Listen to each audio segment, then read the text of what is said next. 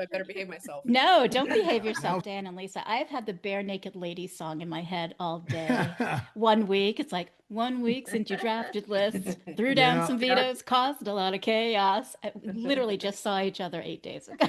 My wife was like, "What you doing tonight?" She was like, "Isn't that the one you did last week?" And I was like, "Long story, but yes." I was My supposed to do trivia on Thursday nights, and I think my teammates think I'm lying because it was the same excuse I used for not going last week. Like, oh, I have to record a podcast. You guys are too funny. I know my husband's already run up the stairs. He's like, I can't listen to another one of these.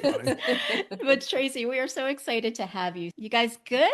You ready Let's to do roll. this? Let's do it. All right, here we go.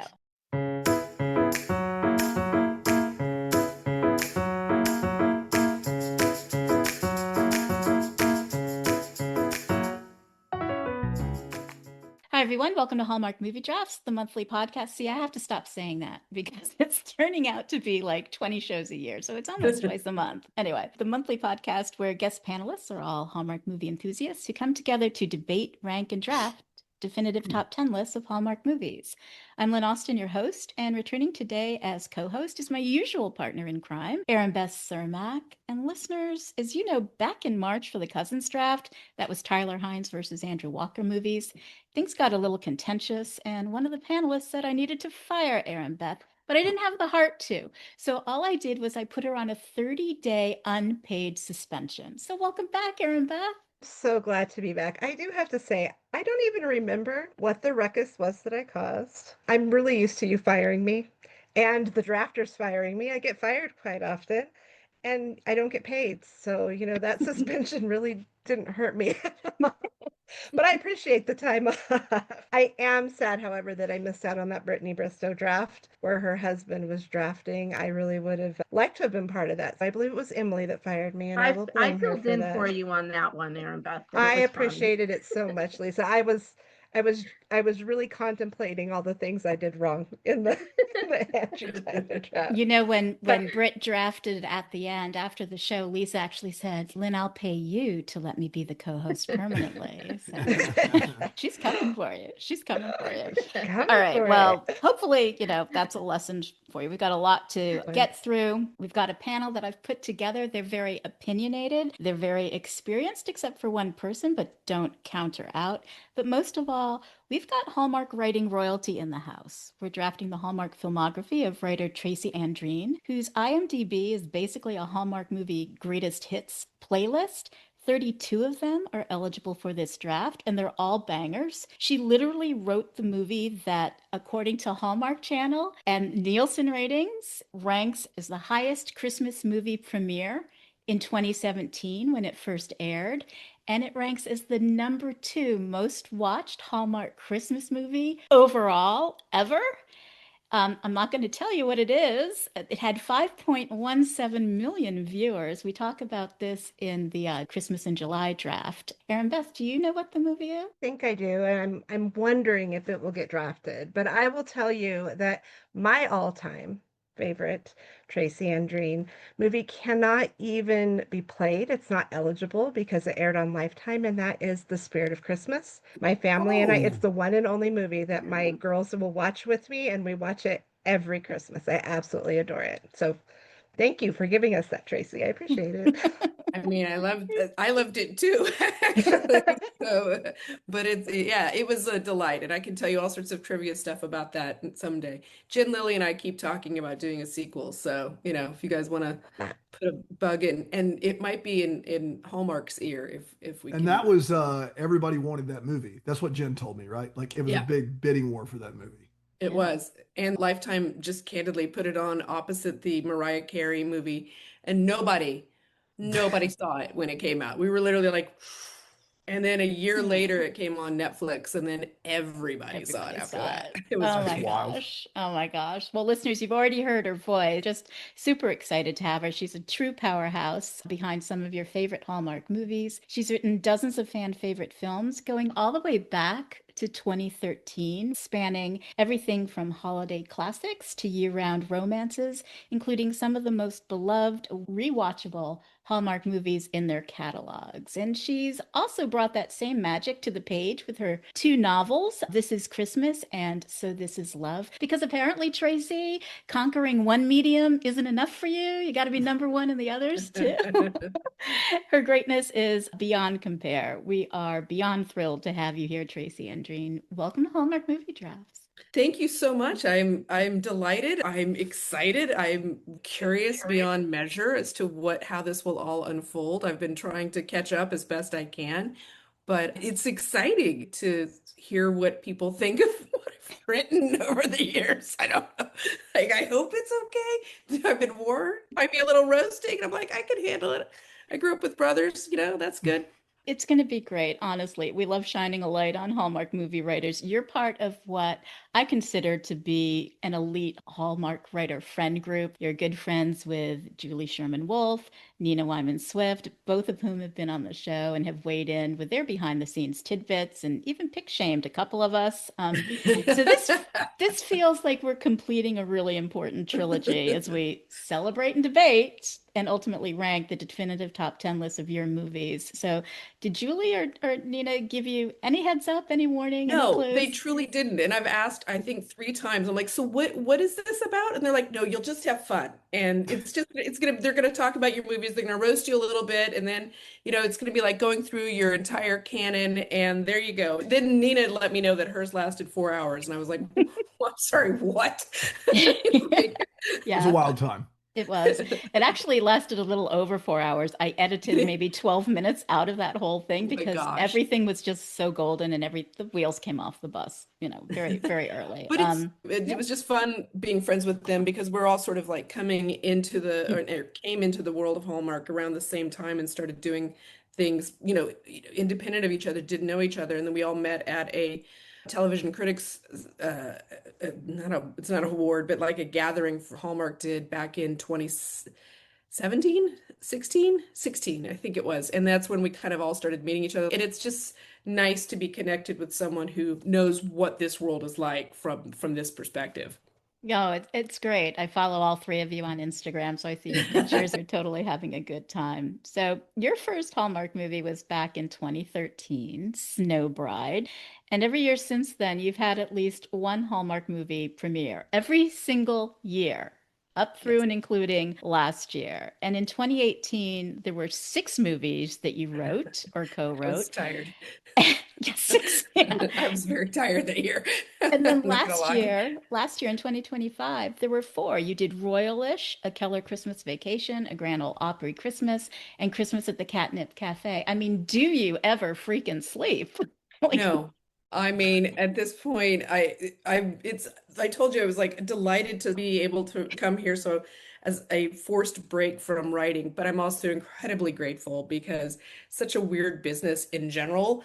And the fact that I have been fortunate enough to have consistent work for as long as I have been is something I will always be grateful for, even when it's late at night and I'm thinking, what am I doing? And my eyes starting to flutter and I'm starting to have my fingers split open from exhaustion. That's always delightful. Your viewers are gonna love that one. But yeah, it's good to be busy, I guess, and I'm grateful.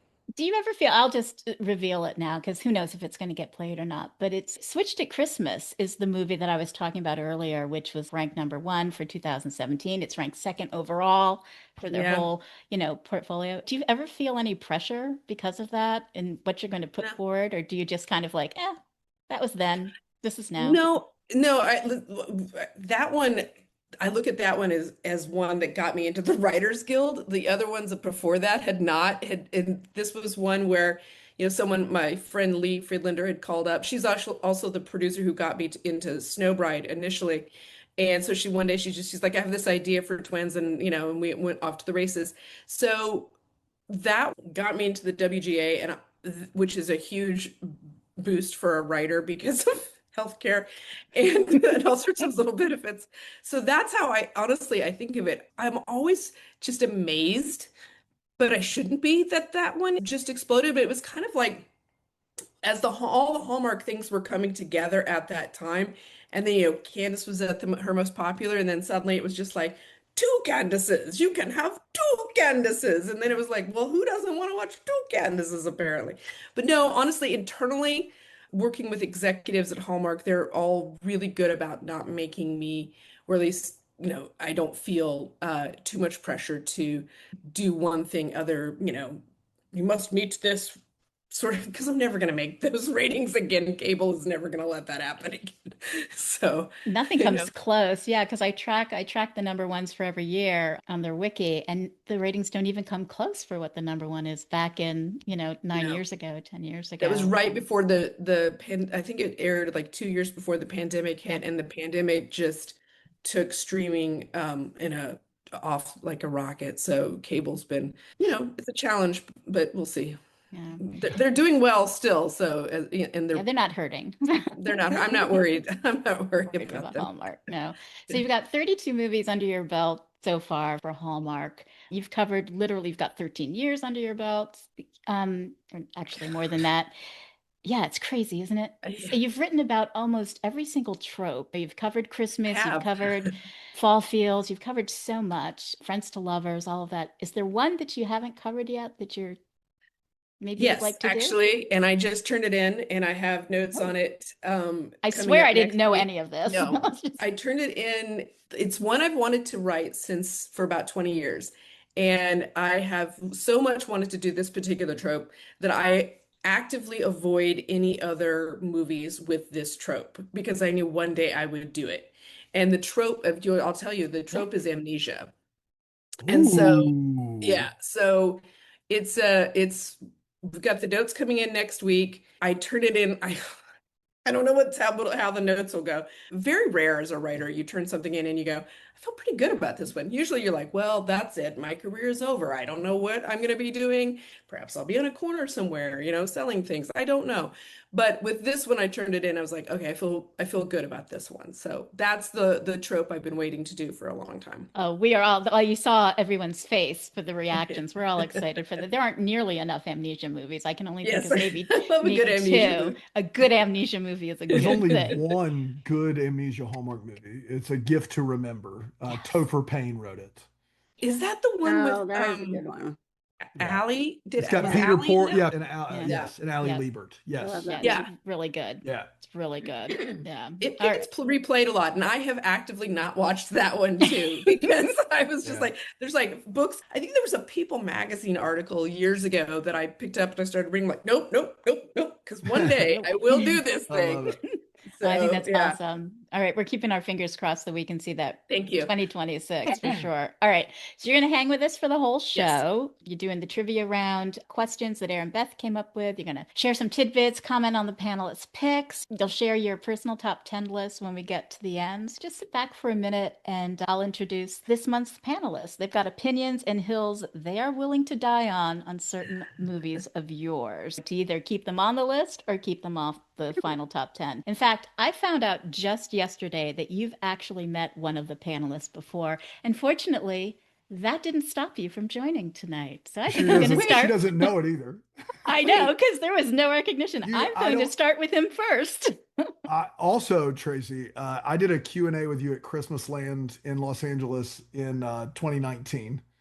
Oh, Yeah, and I've lost about 80 pounds since then. So, okay. so it's totally, you're not hurting it was Kaylee Rose and you and somebody else. So Is this the one with Nikki? yeah, Was Nikki on it? no, Nikki wasn't on it, but it was Okay. it was in Los Angeles. So like it was out Okay. there and then COVID hit 2 months later. Yeah. Okay. That sounds Yeah. about right. Yeah. But here's the reality of my life. I forget everything. I don't, like I've reached this point where I'm like, wait, You should write an amnesia rom-com. I should write. You know what? I should. That's a great idea. I just think I'll get into that. Yeah. Oh my God. All right, listeners, you know this voice. He's the 2023 HMD Tournament of Champions champion. He's the 2025 runner-up. He's fresh off a dominant win in last week's Brittany Bristow draft. Yep, he's officially on a heater now, That's as the right. kids say. He's on a heater. Last week I said we love his hot takes, his honesty, and his sensitive side because every now and then when he searches his soul, he actually does find something. And this week I know for a fact that there are a lot of movies on this list that you actually do like. He always brings his A game. You know him, you love him. Of course, I'm talking about Daniel Thompson, aka Dan from Deck the Hallmark podcast. Welcome back, Dan. Haven't seen you in like Oh, it's been 8 7 full days. days, Lynn. It's been really tough. You know, you said that, and I about bringing my A game, and I after last week's episode, I like very rarely like have anything to critique of what I do. Like I'm just like I did whatever. But I was laying in bed after last week, and I was like, I really do try too hard to win these. Like I do. Like it's just not that important. Like it just isn't, and I can't help but like. Guys, there are 5 Tracy Andreen movies that we have to talk about and we have to rave about, and if we don't talk about them, I'm going to be really angry. And for a So second, I thought you were saying it's not that you didn't like my podcast there. It's not no, I would important that you don't no, win. no. Come on. For me, it's like I always am. I'm going to come in, have a fun time, and then by the end of it, I'm always, very invested in what's happening and how people could possibly disagree. Oh, exactly. Well, in the Brittany Bristow draft, you hinted at a new project that's sort of Mhm. Breakfast in Hell podcast adjacent. It Yes. was really intriguing. You kind of teased us. Yeah. Is there anything more that you could share about I that? I have there have been headways made in the last 8 days, and it looks very much like it's going to happen. But I can't. I will say this: it will include a familiar to Bramble Jam co-host, and it will be something that will hopefully have its own space and own universe, like its own maybe like Substack, Patreon kind of thing. It will have a landing space in the Bramble Jam world, because if I'm going to go talk about how I used to be in church and I'm not anymore, and I'm going to interview people about faith and leaving faith, I can't, you can't possibly, Right. do that and people not know about it. And so this will be a little bit more of an all play, I think. I think this will be something that you don't necessarily have to have that background to enjoy. And I'm very, very excited about it, but that's all I can tell you. And that's more than you got last week. So there you go. Well, you come on the show like 3 or 4 times a year, so I'm going to keep Right. at it until it Yeah. drops. And So that's I'm more here in to it. April, and then I go into family Hibernation. vacation / Bramblefest hibernation. I come Yeah. back in September, and then I Yep. go into the holidays hibernation, Yeah. So I'll be around for a It's all couple more good. weeks. It's all good. All right. Well, on that note, I do have to ask you, Dan, last week, do you regret giving away so many tips in the Brittany draft about how future competitors can beat you? I don't. I know exactly what you're talking about, and I feel like sometimes I'm always, I'm watching Survivor for the first time since season 1 this year. Oh, I'm where watching the hell season have you 50. been? Oh I my don't watch it, God. but my buddy Bram watches it, and I got back in for 50, and there's this player on Survivor named Camilla who I actually really thought was great. And spoiler alert, she got her tribe spoke, and she got voted out a couple weeks ago. But she was so good at playing the game, and then when she got beat and got blindsided, she went, "This is what this feels like," and she had like a smile on her face, like, "Hey, I tried my best, and then I got beat." If someone were to take all of the things I've said over the course of all the 9 times doing this and beat me using those things, I would be just very, very like, it would be a lot of respect. I wouldn't be mad. And I also try to tweak it every week. Like usually if I'm saying it, I'm going to do it a little bit different the next time. It's true. It's true. Because, I was thinking maybe that's just you basically saying, go ahead and try it. I'll still win. It doesn't matter. You No, can do and it. I've You been can do it. beaten. Hey, Laura Schinner beat me in the Tournament of Champions this year. Yeah. God bless her. She did a great I job. know, she really did. All right. So I'm still back on the fact that you're just watching Survivor 50 for the First first one. time ever. That's right. I've never missed an episode. Wow. Absolutely love it. Yeah. Since I watched season 1 as a senior in high school, and Richard Hatch won. And then I remember watching the premiere of season 2 and being like, I think I'm good. I think I'm good. I don't need, this isn't for me. I know Not this even is for a lot close. of people, but it's not for me. No. And now I'm back, and it's fun. All right, you sit back. I'm going to move on to our next guest is someone who hasn't drafted since 2024. It was the last time that she was on the show, right up until last week when she filled in as my co-host. And now she's back 7 days later. Lisa Ferreone, doing a lot of Hallmark movie watching. Yes, it was fun. It was fun. Have you recovered from the Brittany Bristow draft? Oh, yeah. And Dustin's? Yeah. You Yeah. good? Yeah, I'm good. All right. How was it for you to this list is so full of bangers, Tracy Oh, Andreen's it was movies. so hard. It really was. I had to kind of just, I knew there's so many that just looking at the titles, I can tell you what the movie is about, who was in it, the storyline. Like I didn't have to rewatch them to know what it was. So there were some that I looked and said, yeah, these have to be on there. And there was one, I kept playing with one that I watched a few of the other ones that I thought I might replace it with, but no, I stuck with my guns. So we'll see what happens. All right. Are you ready to go up against Dan and his chaos that you witnessed last Yeah. week? You ready? I Are you have to already agree with- exhausted by Well, him? I have to agree with Dan too, because I have not watched Survivor since season 1. So I Hey. have not seen, Okay. and I'm not watching this season. So, you Oh know, my gosh. How can I be friends with you people? I don't I'm understand this. sorry. All right, fine. Well, that's Yep. that's it for your questions. I'm going to move on. That's it. Yep. Shut that door.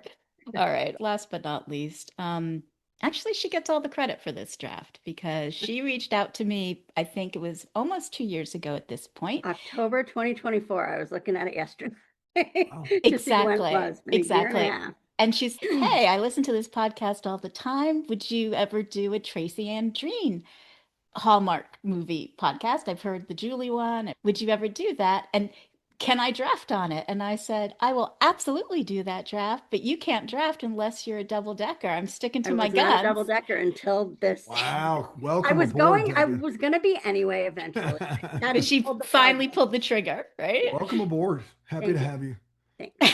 Yeah. It's been 2 years Yeah. now. When you pay your family, that's That's the way right. it goes. So, Debbie, how was it for you to put together your list? Because I know that you loved so many on here. When you reached out to me, you sent me a beautiful email about how you feel about all of these movies. Was it hard for you to come up with your final 10? Did you have a criteria in mind, a rubric that you were going to use without giving away your gameplay to try to screen through them? No. There were So- just some that I knew had to be here, like no matter what. I know there are a few that probably nobody else has, and I don't care because I love them.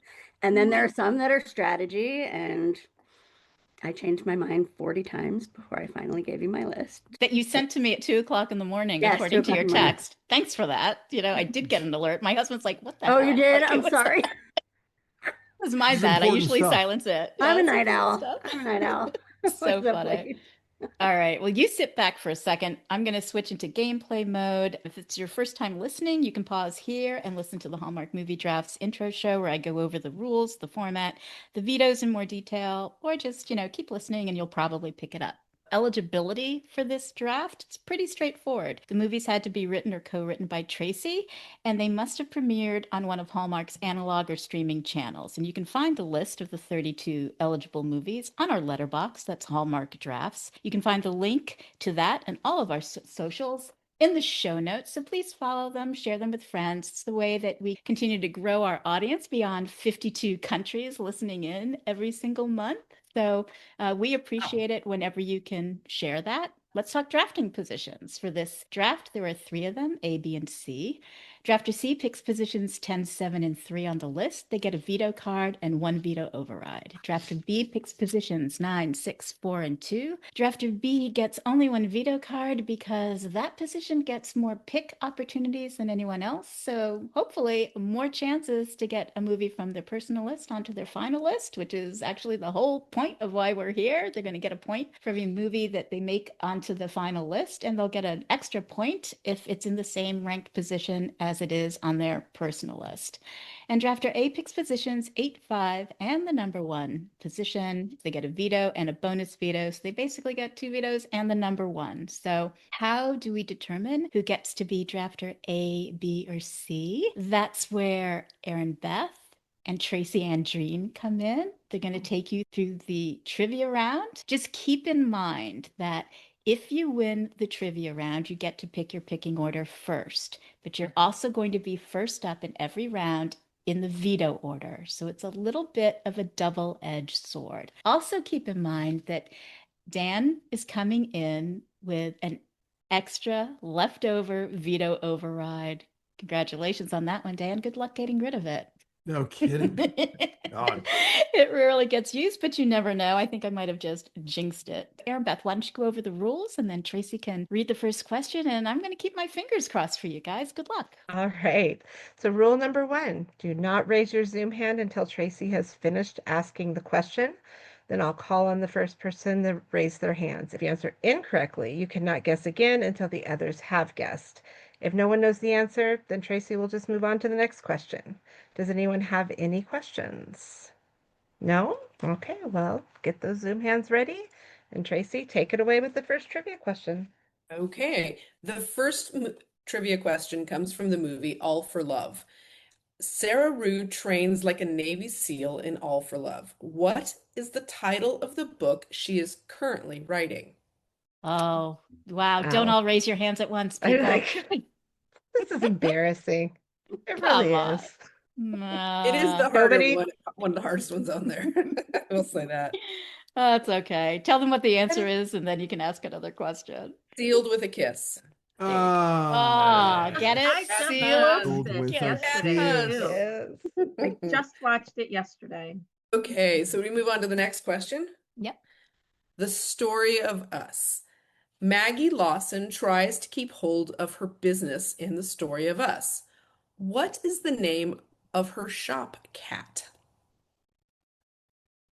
Oh, Shop this is cat? Guys. we're gonna People. have a repeat of Christmas 2024. I Oh just my know God. it. We're not going anywhere until Shop somebody cat. guesses a good answer here. I should I know. only wrote 10 Oh, no, questions, it's- guys. All right, not You want me to give you the happening. answer? Yes. Elliot from Oh, T.S. of course. T.S. Eliot. She There you says go. it. She says it several times in the movie. That's Uh, Ask what great 80s song is in that movie, and I would have hit the answer. You didn't ask that. Next question. A Very Merry Bridesmaid. Oh, God. Emily Osment goes home for her wedding festivities actually doesn't go home, but that's another, she's home for her wedding festivities in A Very Merry Bridesmaid. What special day does Emily's birthday fall on?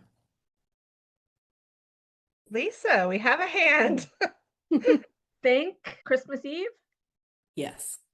Hey. Yay. Yeah. All right. All right, Very we've got good. We've got one down. We All have right. one down. So Lisa, sit back, figure out what drafting position you want to be on, and Dan and Debbie Faith, get your hands Right. ready. We'll be here all night long. Here we go. And I'm gonna have to start making up some on my own. No, I'm just kidding. A Keller Christmas Vacation. It's a Christmas cruise for Jonathan Bennett, Brandon Routh, and Eden Scher in a Keller Christmas, Keller Family. Man, there were so many different titles on this one. Keller Family Christmas. What secret is Eden Scher hiding from her family? Debbie Faith, you were up Debbie. first. I think that she lost her job, Yes. right? Okay. Great job. Debbie comes Hey, in second. That's fantastic job you guys did just edging Dan out of that one because he knew all of that trivia. I could Oh, tell. for sure. Usually, if it's not Friends or Yeah. Gilmore Girls trivia, I don't know it. So I'm surprised. In 9 times, Lynn, I've won trivia the first time. I don't think I've won it. She's never won it again. But you know what? You raised your hand pretty quickly behind Debbie on this last question. So Yeah, I was going through that Jonathan Bennett and his boyfriend are going through the thing, and then his boyfriend turns out knows about his dad's Parkinson's, and I was getting there. I was processing everyone's secret, and when she said it, I remembered it. So like I raised my hand knowing that I would get there eventually. But it's fine. It's fine.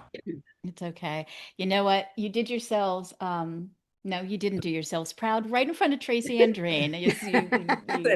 I'll be honest with you. There was a couple I went, what was the Sealed with a Kiss? I legit, and I have a copy of the book, and I was like, what was the title of that book? And what was the name of the cat? I don't remember. Like, I can't believe I didn't remember the name of the cat. Yeah. Erinbeth is evil. Don't let her smile fully. I watched that can't- movie. I watched that movie, The Story of Us, this morning, and I didn't remember the cat's name. I The watched it difference this is that when morning. I see an animal in a movie, I'm like, Oh, there it is. And I have an orange cat, so any orange cat, I'm right. always I gravitating. had 2 orange cats growing up, So yeah, the listen, best. if I could put an animal in every movie, I would, but I cannot. Well, They will mine not. might make an appearance, just so everybody knows. Also, Tracy, around me. the event did have Nikki at it. I was wrong. Nikki was at that event. Okay, that's okay. Then There we go. I remember that. Yes. Yeah. Okay. I Sorry. was like, did I just No. As soon as you said Nikki, I was like, no. And I was like, no. And then I looked it up. Their Instagram's still live. And there's a picture of all 5 of us on stage. know Love what was it. going on in the middle of all of that? What's that? Was when the whole lesbian wedding commercial was happening, Yeah. and they were Yeah. trying to keep Fox News from That's right. coming in. Yeah. Kaylee Rose was so angry. She was like, I'll talk to him. She went out there and she was like, I'll tell him what's up. It was like in the middle of all of that. Yes, in the Yeah. middle of all that. And then we were like, are they coming in right now to have a conversation? Like, this is going to be weird. Like, it's Yeah. in the middle Yeah. of Christmas. What do you feel about a lesbian wedding? I'm like, That's right. yay? I don't know. Like, It's a happiness? wedding. Yeah. It's a Yeah. wedding. Happiness. It's a wedding. Oh How my does God. they Wedding. feel about it?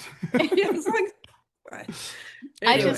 I just love the fact that you had zero recollection of Dan. It's good for his ego that somebody great. has that. So I think Really that's good. great. I think that's great. All right. Well, now Lisa, it all comes together, but like that was like right on the precipice. Yeah, we of all the forgot everything. pandemic. Yeah. The pandemic came along, and it was like, what? Yeah.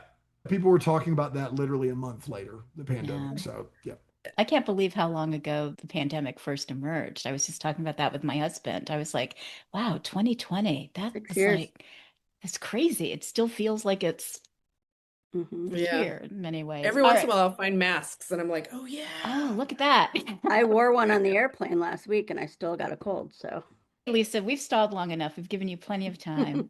This is a big moment for you. What I know. you haven't had to do this in think 2 no, years. and I think the last time I just got what was left. Like I was Yeah, third. that's nice So I about think- losing trivia. I'm gonna do A. Lisa is going to go for drafter A, and that means that she gets picks 8, 5, and 1. She wants that number 1 position. She wants her 2 vetoes. Strong play there. Debbie, which one would you like, B or C? I would like B. Okay. Debbie is going with B. I love the way this is turning out already. Oh, would you look at that? Look at that. Debbie's going to be B. She gets 9, 6, 4, and 2. She's going to have the most picks, but she only gets 1 veto. And Dan is going to be drafter C. He's going to pick up. Oh, gosh, now you've got Wait me for doing it. it, Tracy. Wait for it. He's going to kick off the list at number 10, who gets 10, 7, and 3. He gets a veto override, and he's bringing in his lucky veto override left over from the last match that he played, whatever that one that was, and I don't even remember when it was. It was back in August, I think. Anyway, so Dan, you get a veto and 2 veto overrides. You're going to start us all off. You're going to set the tone with number 10, right in Yes, front of I Tracy Andreen. What is coming out of your mouth? Let's do it. This is easy. I watched this movie this morning and couldn't remember the cat. This is the story of us. It's Maggie Lawson. It's Sam Page. Maggie Lawson, unimpeachable as a talent on Psych and in these movies. Sam Page also there. The things I like about this movie. First of all, the big thing about this movie that stood out, actually, Tracy's style of writing includes the closest to like a rapid fire dialogue of any of the writers, I think, on Hallmark. I think all the writers can do that. I think Tracy's best work is that, in my opinion, and it's so funny and so back and forth rat-a-tat, and I really love it.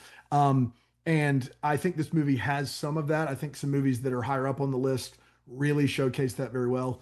But what I love about this movie is that we have seen the big business guy go to the small town and buy out the shops, and he's terrible, and then he loves the girl, and then he's got a blah, blah, blah. We've seen it. God almighty, I've seen it 500 times. I've literally watched 500 Hallmark movies. I've probably seen it 50 times, no lie. This is the only one, to my knowledge, I watched it this morning, I had never seen it, that does two things. Most Hallmark movies do neither of these. Some do one. This is the only one I know that do two. Number one, Maggie Lawson finds out almost immediately that Sam Page is trying to buy the building. Number one, huge deal. I can't believe it. And number two, instead of it being the big company takes over or the small businesses reign supreme, they come up with a compromise, like a solution that actually makes sense for everyone, which is something that in our podcast, we get a big laugh out how they would never do such a thing. It has those two things going for it. It's got Maggie Lawson, and then it's got Take on Me. How many times in Hallmark movies do we hear an actual, I know it's a cover, do we hear an actual hit? Like a real record drop? Like this is an actual record drop moment. I don't know who fought for that. I don't know if Tracy had anything to do with that, but it does make this movie better. And so we do have a fairly generic plot, but I think those two things stand out. And I think the take on me of it all stands out. And I got to be honest, I had my top 10 locked. This was the last movie I watched, and I switched out my 10 and put it in at 10. I am almost speechless Done. because you know that I love Sam Page. You and I have talked about this many times. Someday you and I are going head to head on a Sam Page Oh. draft, just the two of us, because I'm I sure he's a know that wonderful you would rather pluck your eyeballs out with Correct. a pencil. Yes. Yes. To talk about that.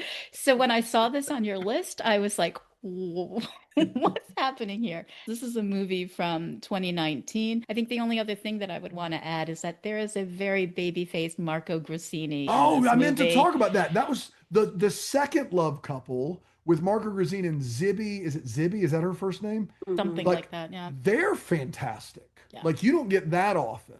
This is Tracy showing that she can, like, this is a pretty generic plot, but it stands out in spite of that because it doesn't follow that exact formula. And I think Marco's great in this too. He's a lot of fun. So good, so good. The only thing that I didn't get was his PowerPoint showing of how he's doing it. I didn't see any difference. I'm sorry. There was no difference that I saw, but that might be on me. The Sam Page of it all, the Take Me On of it all, the Marco Grassini of it all. Come on, Lisa. What are you going to do? Well, it didn't make my top 10, but I do like this movie.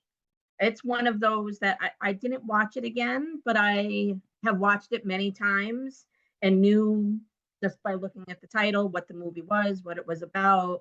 The hanging cards and everything was really nice. So I have no problem with it being on the list. A ringing endorsement from Lisa. She has no problem. Debbie, I think I know what you're going to say, but let's hear it, Debbie. The Story of Us. I'm stunned because this is one of my favorite Hallmark movies. I told Lynn this morning, I'm going to be on an island by myself. Nobody's going to want it. Nobody's going to like it but me. It's your boy I don't Dan care. here to help. I don't care. And I'm so happy. I have it much higher, but I don't care. Keep it at 10. It's there. I love everything about this movie. I love the small bookstore. I love the orange cat that she gets to bring to work. I work remotely, so my orange cat sits next to me all day. Marco Grazzini, first time I had ever seen him, and I could look at him all day and it could be on mute and I don't care. He's beautiful. I love Sam Page, all of it. I love this movie. So what a time to be alive. Daniel Thompson plays a Sam Page movie. So shocked. I think So this is the happy. first time I've ever played a Sam Page movie. It probably is. I mean, I have a similar issue with someone on the female side, which I've talked about and you've kindly edited out of a podcast. And I'm not nearly as hard on them as I am on Sam Page. I saw him first in that Godwink movie that was just trash, and I just could never get over it. So it's on me. Sam Page, Mad Men. I'll say no more. Okay? It's true. It's true. It is hard to get past that, but No, I'm saying Sam Page in Mad that you Men loved was him because of Mad incredible. Men. Yeah. Oh, I thought so too, but a lot of people didn't like his character and they have That's okay. trouble with It's that called part. acting. It's called a I know. script. And no one knows scripts better than Tracy Andreen. Tracy, what do you think? I This love him. movie at number 10. It's one of those movies that is sort of always surprises me how it keeps coming back around. It was something that I took on as I was supposed to say profound rewrite, but like basically a page one rewrite. And I, to such an extent that I don't remember, and I'm so sorry, whoever the other writer was, but it let me kind of play with something that I love, which is I grew up in bookstores. When I turned 16, I'd been going to bookstores so often that they basically offered me a job. And it was like, okay. So it let me play in that arena, and I just love books, and I gotta to lean into that and like do little fun things with the trivia about the balcony scene in Romeo and Juliet. Yeah. I got to be able to like do that kind of something I've been wanting to like pull out of my quiver and be like, haha, so it was a lot of fun. And you talk about it being a generic plot, and it so is. In fact, it's such a generic plot that it reminds me of another Sam Page movie that I had done uncredited work on called Walking the Dog. And when they brought this to me, I was like, this feels like the same movie, guys. Like, what do you know? Like, are you sure you want me to do it? And it has Sam Page? Like, they were like, yeah. What I tried to do, and this is the fun thing when you get the generic plot, is it actually sometimes affords you the space to just lean in and be as creative as you can be, because you know that the audience is like, I've seen this one before. You're like, okay, good. So now I don't have to worry about explaining things to you.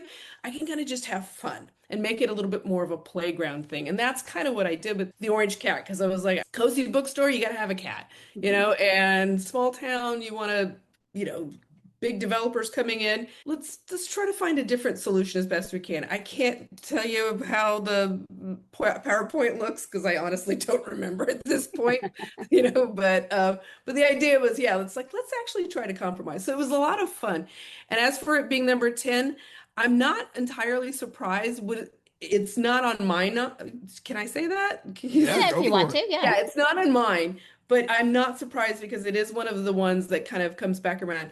And it was originally conceived because of the Story of Us box that is featured in it.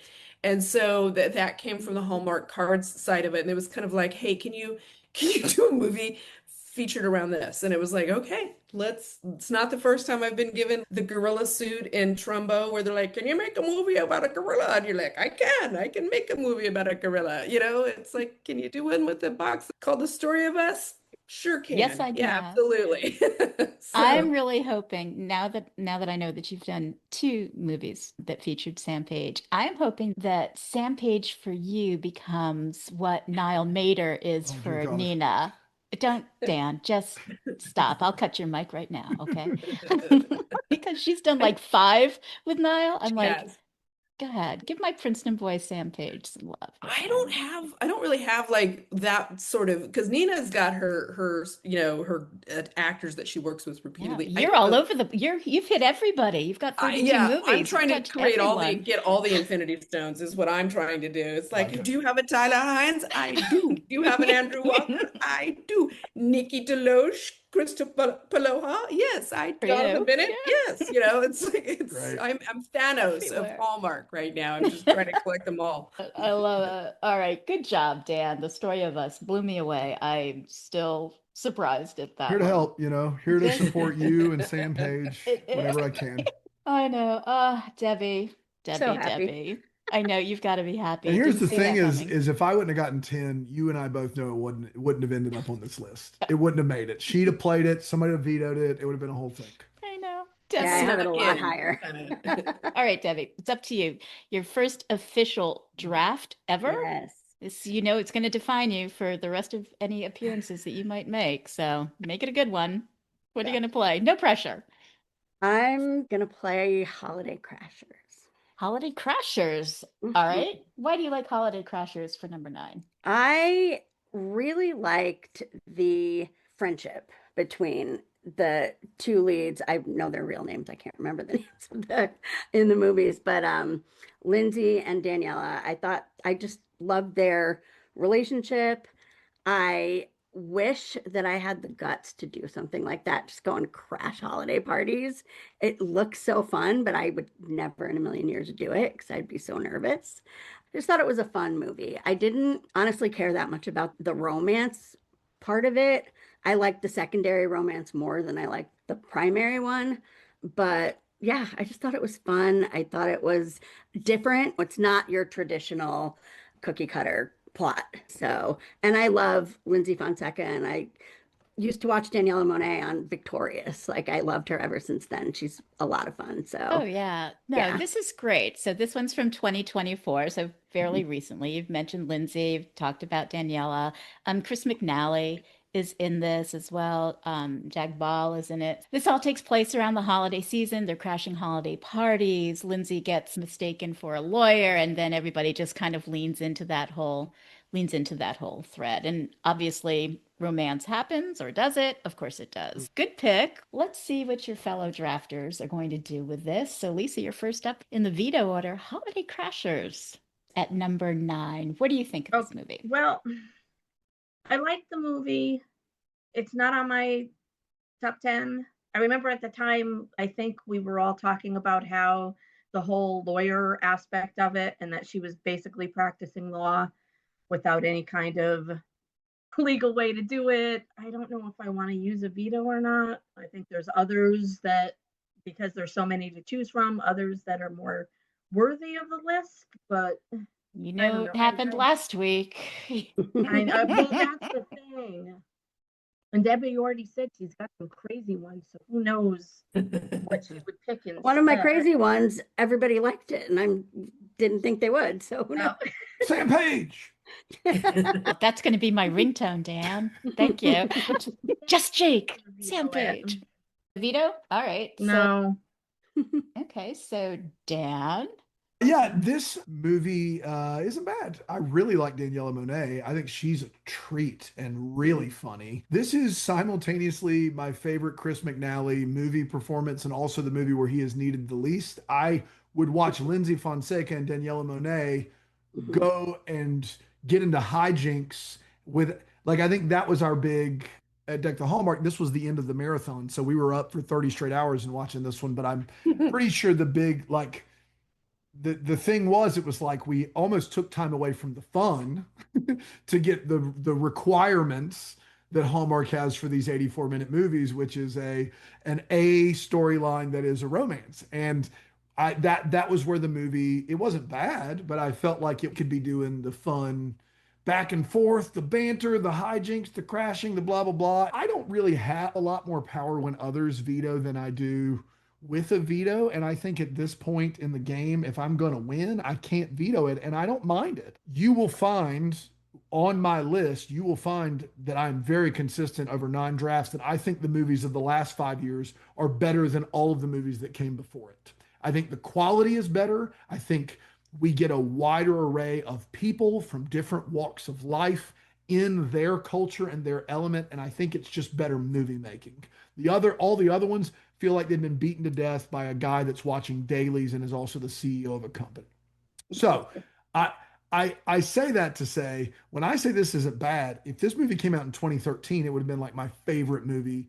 Maybe not 2013. That's a bad year to choose. If this came out in 2016, this would have been like my favorite movie of the year. And so, yeah, there's a lot to like here. And I think the 2 female leads are where it starts and ends. I think those 2 are really, really special. And I've still been waiting on Daniela Monet to come back around in another one of these movies. So I'm going to keep it where it is. Dan's going to keep it where it is. He only has 1 veto. It's the smart move. So, Tracy, are you surprised that this movie got played, or it got played at 9? Actually, I am, to be honest with you. I loved making it. It was super fun. It was I'm going to be mentioning Lee Friedland here a lot.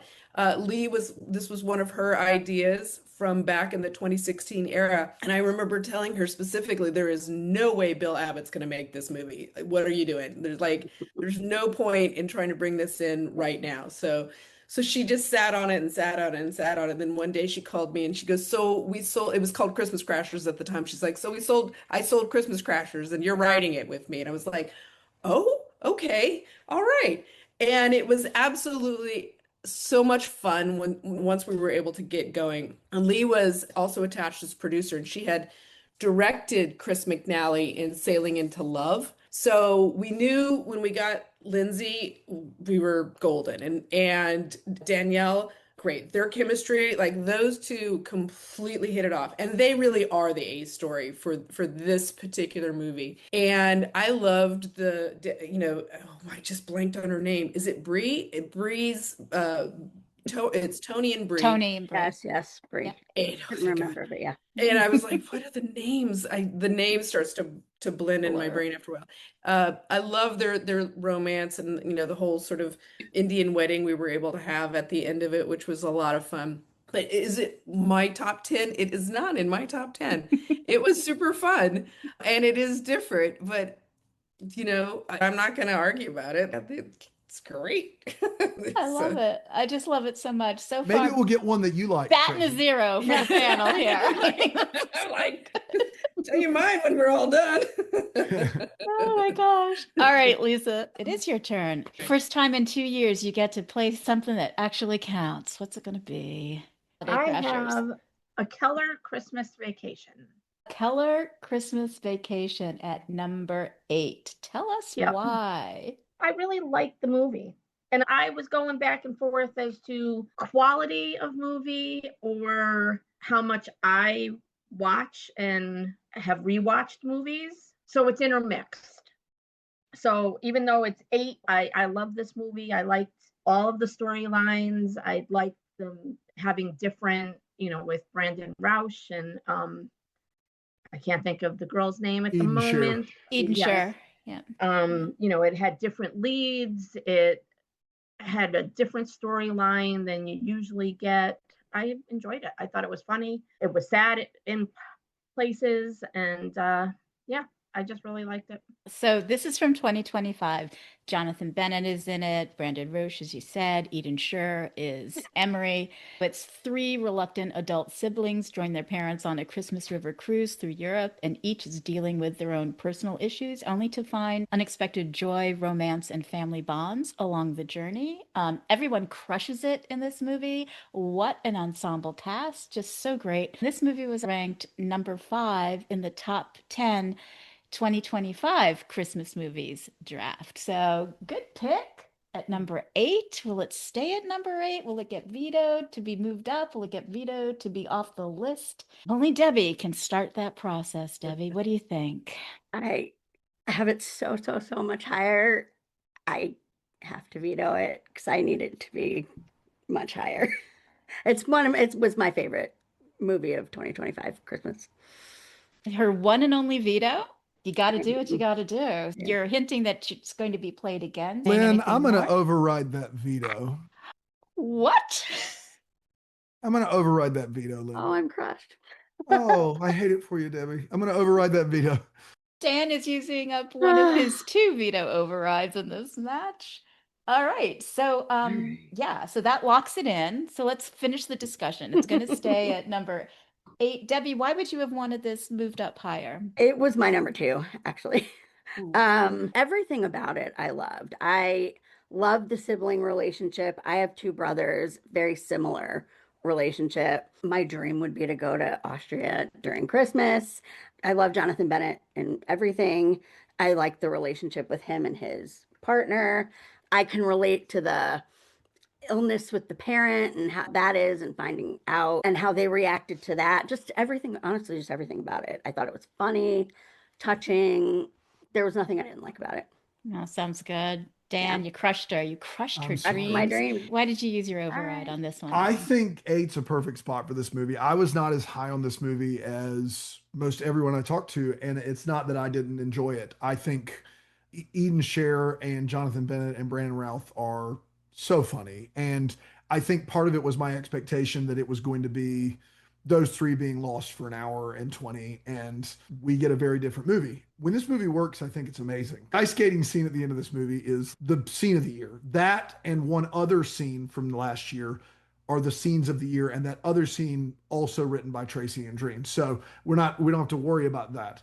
But that scene is amazing. I personally felt like the dad was a bit of a dick to trick his family into going on vacation, to tell him he's got a debilitating illness, and to put this poor boyfriend, soon to be fiance, in the position of medical malpractice to not tell. I was angered by that, like a lot. I was like, this feels wrong to me. That's me though. This movie, I think it should have been longer. If this movie was 2 hours, then I would be, this is it. This is how you Christmas movie. But because of some of the necessary shortcuts, it was a little hit or miss for me. If you compare it to the oeuvre of Hallmark, 30 years of movies, yeah, it's like a top 10% movie. And the talent on screen is crazy. Everybody in that movie crushes. Eden Sher should be in more of these. I'm thrilled to have it at 8. 8 is, I think, where it belongs. You had me at oeuvre. Okay. Erinbeth, Dan's throwing out the SAT words. I know that you like this. I know that you like this movie, Erinbeth. What do you think of it at number 8, though? Don't like it at number 8. It's not my favorite location. I'm glad it's on. I mean, it could be worse. It could just not be on here at all. That is too low. It's too low. I disagree with your placement, both of you, Lisa and Dan. So Lisa gets it. I've said it for years. She understands. Oh yeah. You know, no, this movie was fantastic. Just the opposite last last week, Dan. Thank you, Lisa. I was just going to say that. Yeah, Those were he not said the words just the he opposite used. last week. Well, it was a different week. You Yeah. know, I've grown as a human. It was Yeah. a different oeuvre. Okay. Tracy, rescue us. We finally have a Keller Christmas Vacation locked in at 8. There was a lot of debate here. What do There you is a think lot of about debate. What do you Well, think? this is one that actually made my list. So Hey. there you go. Hey, do I tell you where I put it on the list? We wait. We Okay. Just wait. wait, yeah. Yeah. Okay. So it's a little higher, I'll say that much. And it's incredibly sentimental for me because of a lot of behind the scenes elements to it. And I did put a lot of my family dynamic into it in terms of my relationship with my brothers and how obnoxious we all are. That was so incredibly easy to write because that's pretty much how it was with my brothers and growing up. And we were like puppies all over each other and beating each other up kind of situation. Still are sometimes when we get together. And Parkinson's is something that affected my family. It is my best guy friend. One of my best guy friends' wife's father passed from it. And she works really hard with Michael J. Fox Foundation. I remember telling her, hey, I'm going to try to bring a little more light onto Parkinson's just as much as I can in this realm. Every little tiny bit helps if we can with that. So that was something else that was personal to me. And then, as I had told Lynn, I was able to go to Europe with my mom because Jonathan and I were working on a holiday sitter, and this was an idea that he had come up with. And so he called me basically and was like, hey, I can't remember if he'd sold it yet. And he basically, I think he had just sold it. And then like a month later, he called and was like, hey, would you like to go to a river cruise through Europe and look at Christmas markets and bring your mom? And I'm like, yeah, the answer is yes.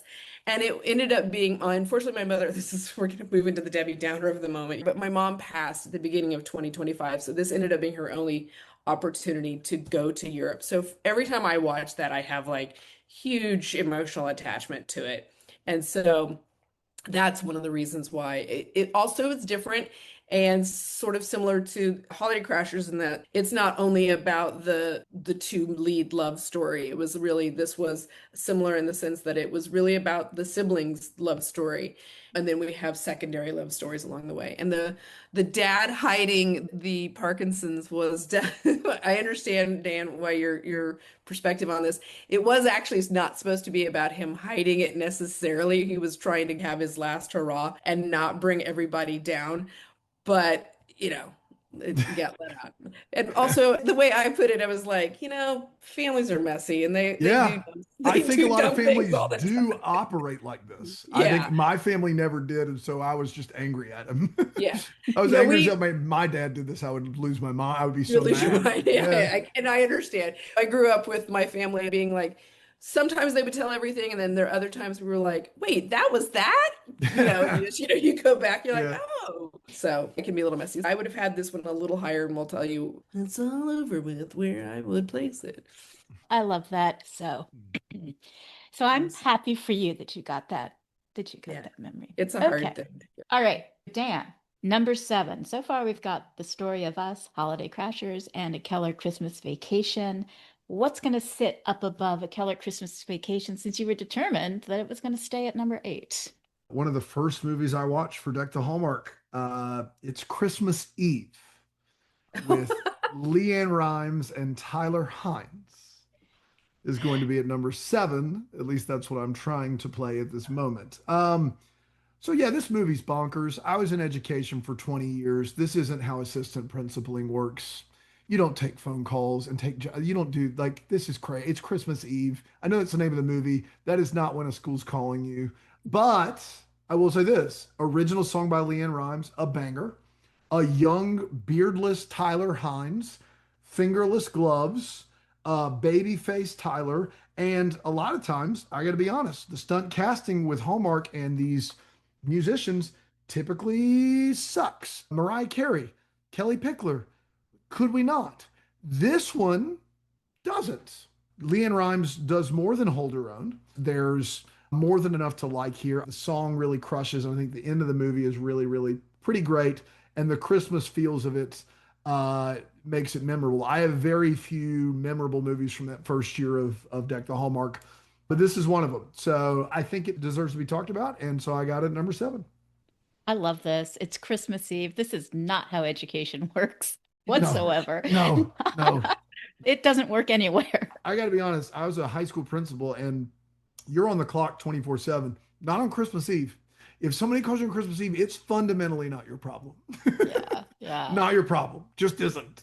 Yeah. I love that you mentioned it's one of the first ones that you did 2018 when you guys kicked off your podcast, which I consider to be the gold standard for Hallmark movie God podcasts. bless I you. think is like, thank you so much. It's got a baby-faced Antonio Keone. is in Oh this yeah, movie KO, as my boy well. KO. Yeah, That's right. Antonio's in this. It was Tyler's first movie that he filmed, but it aired after Falling for You, which, he kind of did that one later, but that one aired first. And it was ranked number 7 in the 2023 Tyler Hines top 10 draft. So, all right, let's see. It's Christmas Eve at number 7. Lisa, what are you going Well, to do? it's on my list, and I have it at 6. So it's not that much of a difference. And I agree with basically everything Dan said. I watch this multiple times a year probably. It lives on my philo. I like everything about it. He likes everything about it, so it's going to stay. But Debbie, we still want to hear what you think. I'm just here for the comma of it all. It's Christmas, comma, Christmas Eve. Eve. Yeah. That's right. I actually do not love this movie. I don't have a veto anymore, so good thing. Yeah. I don't know if I would have vetoed it. I don't not like it. I just don't think about it, honestly. Like I've seen it once or twice. It's okay. It's not one of the ones that's ever really resonated with me. All right, so it's So, kind of good that you don't have yeah. a veto then. So Yeah. it's going to still sit there. Tracy, it's at number 7. What can you tell us about It's Christmas Eve? It's Christmas, comma, Eve is how I like to always refer to Yes. it personally. course. It has probably one of my favorite endings, if not my favorite ending, just because I had struggled so hard. I was writing 2 movies simultaneously, so much so that I think I put myself into hyper stress mode because I was writing, I think, Christmas Joy and this one at the exact same time, and I don't know how I did it. I did, however, end up getting a surprisingly early case of shingles in my face in the middle of all of this. So, on top of everything else, I'm trying to write 2 movies and my brain's on fire. And so I could not come up with an ending. I remember just struggling with the ending of this and going to kind of like lying down, feeling terrible. And then suddenly the ending, the whole sort of the meta of it all popped in because I remember thinking, what are we going to do? How are they going to meet? How are these 2 people going to meet?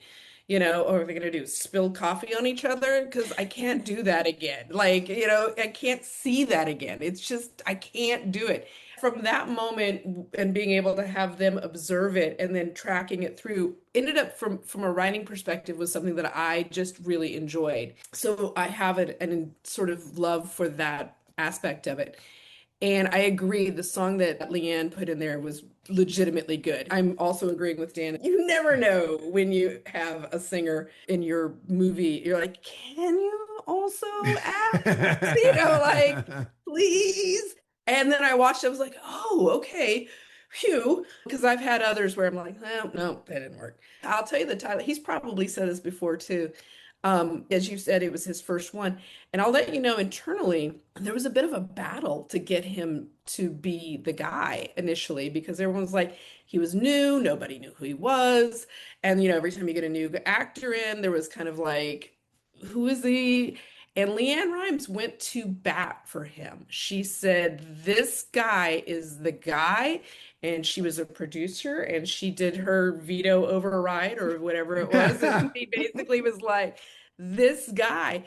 And once they saw the dailies, they went, oh, Yeah. it is this guy. Yeah. And then that's when they were like, and you know what, we're going to put, I think it was one of Nina's ones. Cause I remember she and I were talking, we're like, this Tyler Hines guy is really pretty good. And then of course, it was off to the races with him from that point on. Look So how that turned out, Yeah. right? it Worked out turned well out for well him. for it, Yeah. so. Yeah. Oh my gosh, that's great. We actually have a Don't Make Me Sing draft coming up in May, Ooh. where Don't make me the say.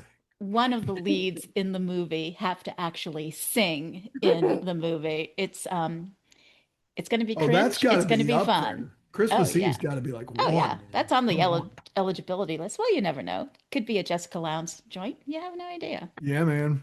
Could be. Female be. Sam Page for Lynn. Oh my gosh. All right, Oh my you gosh, a guys. Lowndes Sam Page movie. Oh my goodness. Oh, stop my heart. Just stop my Yeah. heart. My husband would just be like, God, these people. All right. So I we've would be got. shocked if you didn't hear line in the background at least once. How dare you? The story of us was played by who again? That's true. No, It's no, me. no. I'm a big Sam. I'm a page head. I'm a big Sam Page. You're a I'm the page page head. master. They call me the page master. Yeah, you're a page turner, gatekeeper? is what you are. Page You are a turner. page turner. Yeah.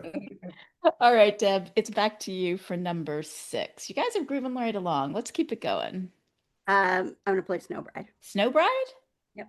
At number Oh, 6. boy. Debbie might be here for chaos. Debbie, tell us why Snowbride at 6. Ooh. I mean, I love the movie. I Doesn't feel love like it. what? Doesn't feel Oh. like it.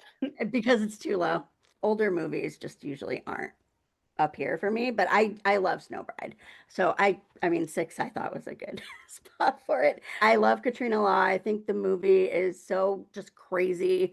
Just the fact that she's driving in the snow in shorts is insane, and that she's got the wedding dress in the car. I Fake Relationship, I love that also.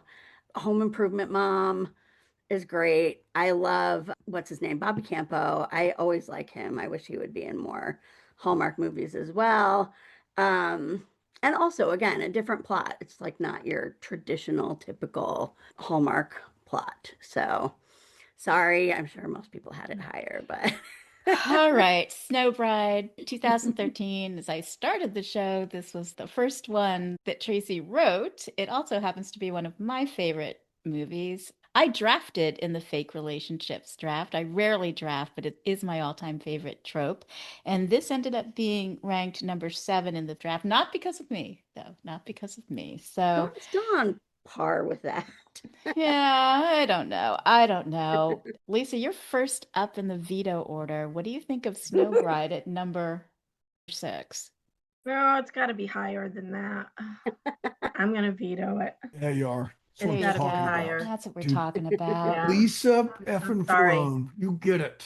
That's My right. God, Dan just contradicting himself right and left from last week, right?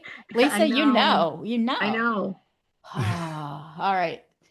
She's doing the right thing. She's using one of her vetoes. She still has another one. So, we're kind of halfway through the list-ish. Math is hard, almost. So, Deb, give us another title, please. I'm not Because sad that Snowbride can it's be played higher. higher up on the list, listeners. As you know, it's just can't be played at number 6. I will play Holiday Sitter then. Holiday Sitter. Okay, tell us why you want that as the replacement. Love Jonathan Bennett. I love representation of the LGBTQ community. I like his just exasperation about everything. He's just everything is just so dramatic for him, and just the way he's so stressed about the kids, and then how he warms up to all of that eventually. Just a fun movie. Oh, The Holiday Sitter is great. So that's from 2022. George Crissa is Jason. He plays Jonathan's love interest. Chelsea Hobbs is in this. This was ranked number 10 in the best Hallmark kisses ever draft. And that was from February of this year of 2026. So good pick. Lisa, back to you. You still have a veto. What do you think of The Holiday Sitter at number 6? Okay with it there. I have it a little bit higher, but I'm okay with keeping it at 6. Okay. Lisa's okay with it. Dan, what do you think? I don't know, man. This is hard because I don't honestly know which one gives me a better path to winning. But what did you say at the beginning? That it's not all about winning, Dan. I say that, But that's just something he people who says. lose say. Yeah. You know what they say about losers? They lose. Mm, Do they say that? That's all I got. I just I don't know what she's gonna play if I Yeah, you don't veto it. know. That's tough. Deb's got two more after this one. hmm Mm-hmm. One of them you already took away from me and put it at 8. So That's true. Um, man. I know, Yeah, all it's right, let's tough. leave it here. Let's leave it here. I love this movie. I adore this movie. Very rarely do movies, and I'm going to expand this past Hallmark, movies that have the weight of a community on their shoulders feel so effortless. And that's what happened here. Hallmark was very late to the game of inclusion, and they still did it. So good for them. Better late than never. They were incredibly late on the same-sex couple as the lead, two males. I think they were the last TV network this side of like Up Faith and Family or whatever. But this side of that, which you know that's not happening, they're the last ones to make it happen. And when that occurs, I covered on Deck the Hallmark all of the first iterations of these movies, Lifetime, Netflix. And whenever they happened, it was a big deal. I know it's a big deal because my dear friend Alonzo Duraldi, before I started this podcast, I didn't realize it was a big deal. I didn't realize it. It didn't cross my mind that in order for something to really be family friendly, everyone should be able to see themselves in it and see that their family's included too. And so it became something that was important to me later on, just like it did for Hallmark. And so it didn't become important to me until 2018. And then I saw all these movies, and by and large, the first one for every network, kind of tough to watch, just being honest with you. You know, Wedding Every Weekend was a movie where they featured a lesbian kiss. Movie's kind of a tough watch. It's COVID. It's nobody's near each other. I say that to say this movie had every reason to get a mulligan, to get a do-over. And it is effortlessly funny and romantic and sexy and amazing. Jonathan Bennett is as good as he's ever been. George Crissa is great. I'd never heard of the guy. He's great in this movie. My boy Matty Finocchio shows up. He's always fantastic.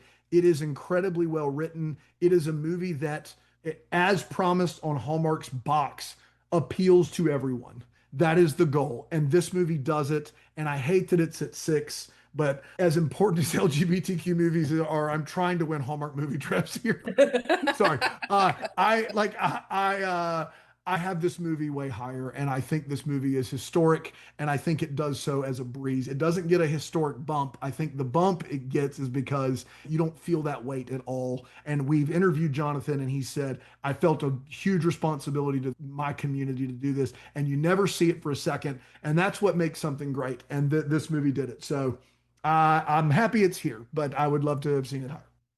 The Holiday Sitter is going to stay at number 6. That was so beautifully said. I mean, Well, thank you. you covered everything. You should actually have your own podcast. I would just like recommend that to you. It's all good.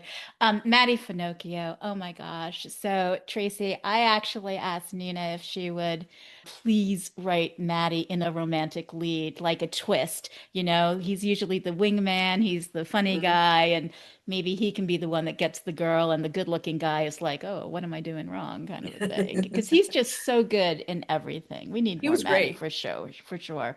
All right, so what do you think? Holiday Sitter at number 6 is where it's staying. I'm perfectly okay with that, actually. I loved it.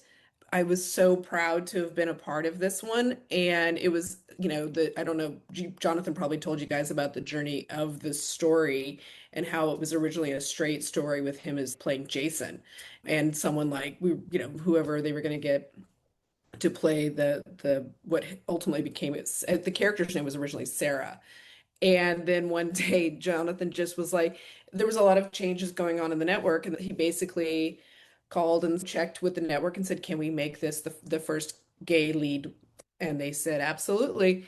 And it was super easy to make the changes and just to have it be. I mean, but at the same time, you have to be mindful that there are fundamental differences. So at the end, in the scene where he's having the conversation with his sister, that is a conversation that you're not going to get in any other Hallmark movie because that is very unique to the situation that that character would have gone through as a 40-plus-year-old guy who grew up not seeing himself on TV or in media or represented and in his community and not being legally able to be married. So you don't even think about that sort of thing. And you don't realize how profound an impact that has on a person until suddenly you're like, oh no, no, you two can be equal. You're like, oh, thanks. Then, can I? And I'm just glad they let us keep that conversation. I think it remained as I wrote it the first time. I don't think it got rewritten particularly much. It was just like in there. No, I'm sorry, that's not true. It did get rewritten, and then everybody told me to bring it back to the first one because the notes had come in, and so I was like, I guess I have to rewrite it. And everyone's like, no, no, no, no, no, bring it back to this. And so I brought it back to what was the original writing on it. So I was just grateful to be a part of it, and I thought most of my job was to set up Jonathan to be funny, like just create scenes and sequences where he's just gonna go to the races on this one, and he did. But I also thought Chelsea Hobbs did a fantastic job as his sister. She had her own storyline as well. And then the adoption storyline is another one that's important. And, I have one of my dearest friends who had her whole journey on adoption. And I was having conversations, I was right there with her, watching her go through it. Phone call comes out of nowhere. Guess what? You're going to get a baby tomorrow. Like, wait, what? Okay. Then that's really what happened to her. She was like, yep, in 2 weeks, you're going to have a baby. And so that was the kind of thing, like she was just, I don't even know if it was 2 weeks, but that's how quick it can turn around. So there was a lot of elements for me for Holiday Sitter that, again, were personal. You'll find when you finally see my list, it's a lot of them are like, and this one's personal for this reason. And that's kind of, and Holiday Sitter, ultimately, I was just so glad that everybody involved with it made the point to just make it a rom-com where the two people get to have all the tropes. They just happen to be two dudes. And that's it.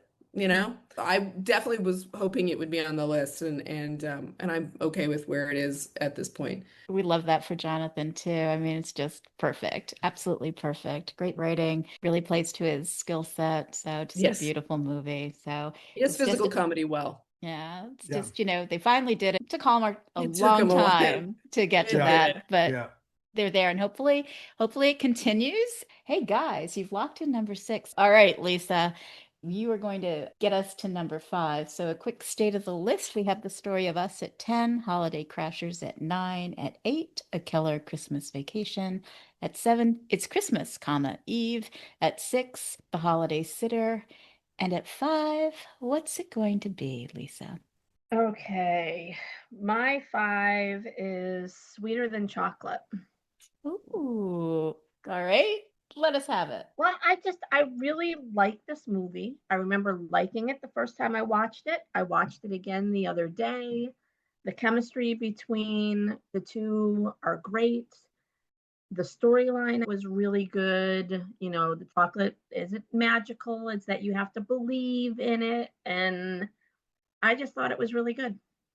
I liked it a lot.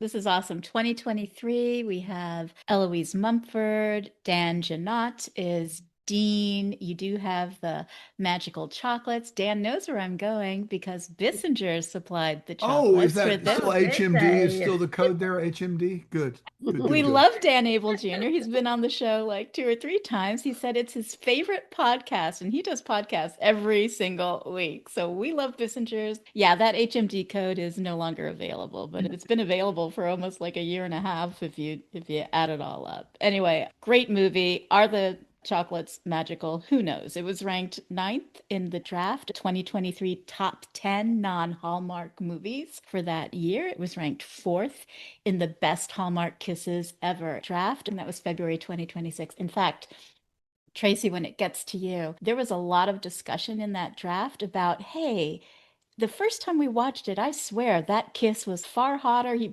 plunked her down onto the counter. All of us watching it in real time were like, whoa, this is amazing. But then in a rebroadcast of it, it seemed much more tame. So maybe think about that and see if we're misremembering something. Well, I will say now that you're saying it out loud, because I remember that was like the main thing, was that it was just this like sexy, sexy kiss and oh my God. And that's crazy. And then when I rewatched it, I thought, have I been watching Heated Rivalry too much? Because the kiss was just not, it just didn't seem as passionate and as it did the first time around. All Yeah. right, Debbie, since it's Lisa's pick, that means that you're first up in the veto order. Sweeter Than Chocolate. I like this movie. I had it a little bit lower. I had it at 8, but I love Eloise Mumford. I think she's very underrated. She needs to be in more Hallmark movies. I want to know where the chocolate is that just finds you your soulmate. Like, where is it? But yeah, no, I like this movie. It was a fun movie. That's great. Those chocolate cupids that Bissinger's made for the movie that they sell on their website, they're pretty delicious. In fact, the first show that Dan Abel Jr. did with us, we were ranking the top 10 of their 16 most popular chocolates. And of course, the chocolates that they sent included the chocolate cupid. And I ranked it as 10th because I didn't really like it very much. And then Dan went on to talk about all the different layers and the process. Erinbeth, you were actually on that particular draft. And I was just like, oh boy, did I screw up. Really, really bad. Those chocolate cupids may not find your true love, but you will definitely fall in love with them. I guarantee you that if you like chocolate. All right, so that's Lisa's pick. Debbie says it's going to stay. Dan, Sweeter Than Chocolate? Yeah, this is a movie that I don't ever rewatch for this podcast. I only like, so if I've seen it, it's just, so the version I remember of this movie is that kiss. He literally lifts her off the ground. This movie on paper has no business working. The fastest way to get me out of a movie is either Singer goes back to his hometown and has to choose to go do the big show or stay in town. That. And And Sam I know, Page. I don't wanna, if Sam Page is the singer, good Lord. And then obviously party planning is too big of an umbrella for me to conclude that. The other one though that stands toe to toe with Singer is I gotta figure out what's in this recipe. I hate it. I hate it. Stop it. Stop it. I hate it. This movie shouldn't work. It shouldn't work. It has no business being this good. But these two leads are absolutely, almost every scene you're like, get a room. They are unbelievable. We've not had Eloise on the show. We've had Dan on the show, who is a delight. They have such a great chemistry, and the way that this recipe investigative journalism thing unfolds is the best version of it, I would say. I've not seen it since it came out. I don't really have a strong Tracy Andreen vibe about it.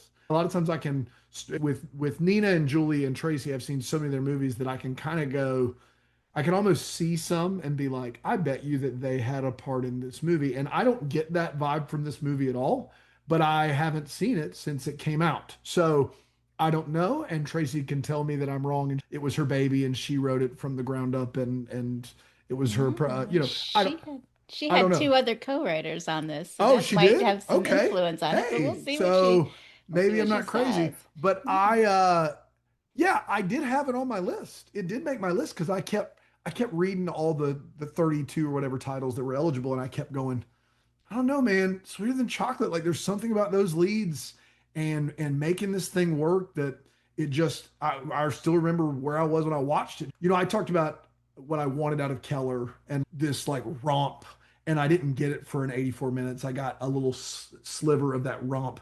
This movie has the reverse working for it, which is I went in going, oh no, we have to watch what's the secret ingredient movie. And then I found myself being very pleasantly surprised. So yeah, it was on my list. And at this point, I've got to save my veto. It's on my list, and I got to save my veto in case there's something egregious coming. So that's where we are. I love it. I love the humble brag that was in there that, I win these things so much I don't even have to watch these movies again. Take No, that. no, Yeah. no. Come You can on, listen man. to my reviews in advance and I'll still beat you on this draft. No. No, no. Tracy, what do you think? Sweeter Than Chocolate. Tell us about this movie and your experience with it. This movie should not have been as high in my ranking as it is, but it is. And a lot of it is because of the chemistry between the leads. When I watched it, I just was like, if they didn't have Dan and Eloise, I don't know that it would have been ranked as high. And Brenda Strong, because I think this was definitely a three-hander. I was just so pleasantly surprised when I watched it. And I should probably go look up who the director is because I think they did a really a wonderful job in the directing as well. But it is just one of those movies where it just worked. It just did. And I would love to say, it's kind of like, what's the magic in the chocolate? Well, what's the magic in this one? It's the chemistry with the three of them together. Dan and Eloise, but also Eloise and Brenda. There was an underlying theme of melancholy, which not everybody liked, but I was sad when I wrote this one, and it came into it. It was originally a manuscript that became when Hallmark was doing some of their novels, and I think this was the last one that they did in their Hallmark novel world. And then someone else had done a draft of it where they had taken it in a completely different like water for chocolate kind of direction about Mexican chocolates and this whole thing. Then, for whatever reason, that writer couldn't continue it. So the executive who I'd worked with a bajillion times called up and said, "Hey, can you do this? And I need you to nail it in one." And I was like, "Oh, okay." They were like, "We can't do any more, just candidly. We don't have a lot of money ready to keep going and going and going on this one. So I need you to nail it in one." And I was like, okay. And I read the manuscript from the novel and I thought, this has the elements. So I just went back to the manuscript, took it, and when we found out that we were going to have Brenda Strong playing the character in there, what had become the grandmother in the novel became the mom. And then I just basically, that was that whole storyline about the mom and the way that Eloise's character did not want to take the bite. Spoiler alert, didn't want to eat the chocolate because she didn't want to fall in love because she didn't want to get her heart broken. That was all new. That was something that we kind of came up with. Just the sort of scary quality to falling in love and having, the potential to lose that love. And so just having those elements and then having these actors come together, I think it was just like its own little bit of magic in that. And I would love to take full credit for it, but I can't. I think it was just, everybody playing their part. And little things like this is one of those tropes where everyone expects the magic ingredient to be love. And I was absolutely determined that the magic ingredient was not going to be love. I Heck was just yeah. like, There you right. go. there's no way we're going to do that. But I didn't know what the magic ingredient was, candidly, until we got to the scene. And I remember being like, boy, I hope I figure this out because we're getting closer and I don't know what it is. And then when the character had the moment, I was, oh, that's what it is. And then it was courage. And it was like, yeah, there's the courage to love, despite the fact that you could get your heart ripped out and go through incredible grief. The director was David Weaver. He's done Junebug, Holidays, Bottled with Love. He's got a huge, Bottled with Love was really good. yeah, he's got a huge portfolio, not just Hallmark movies, but looks like some Lifetime movies and some other things as well. So that's great. Shout out David Weaver, right? Shout out David Weaver, yes. All right, so Sweeter Than Chocolate is locked in at 5. We're getting to the final stretch, you guys. We're at number 4. And Deb, it's going to be back up to you with your next to last pick. Greedy, greedy woman. You got one more than anybody else. But here's your number 4 spot. Always a tricky placement. Yes, it's Magic of Lemon Drops. The magic of lemon drops. Okay, tell us why. My favorite trope is time travel, alternate universe, time loop, all of that. I'm always going to gravitate towards that. So I loved the eating the lemon drop and waking up and having to be able to live the different life and see what it's all about.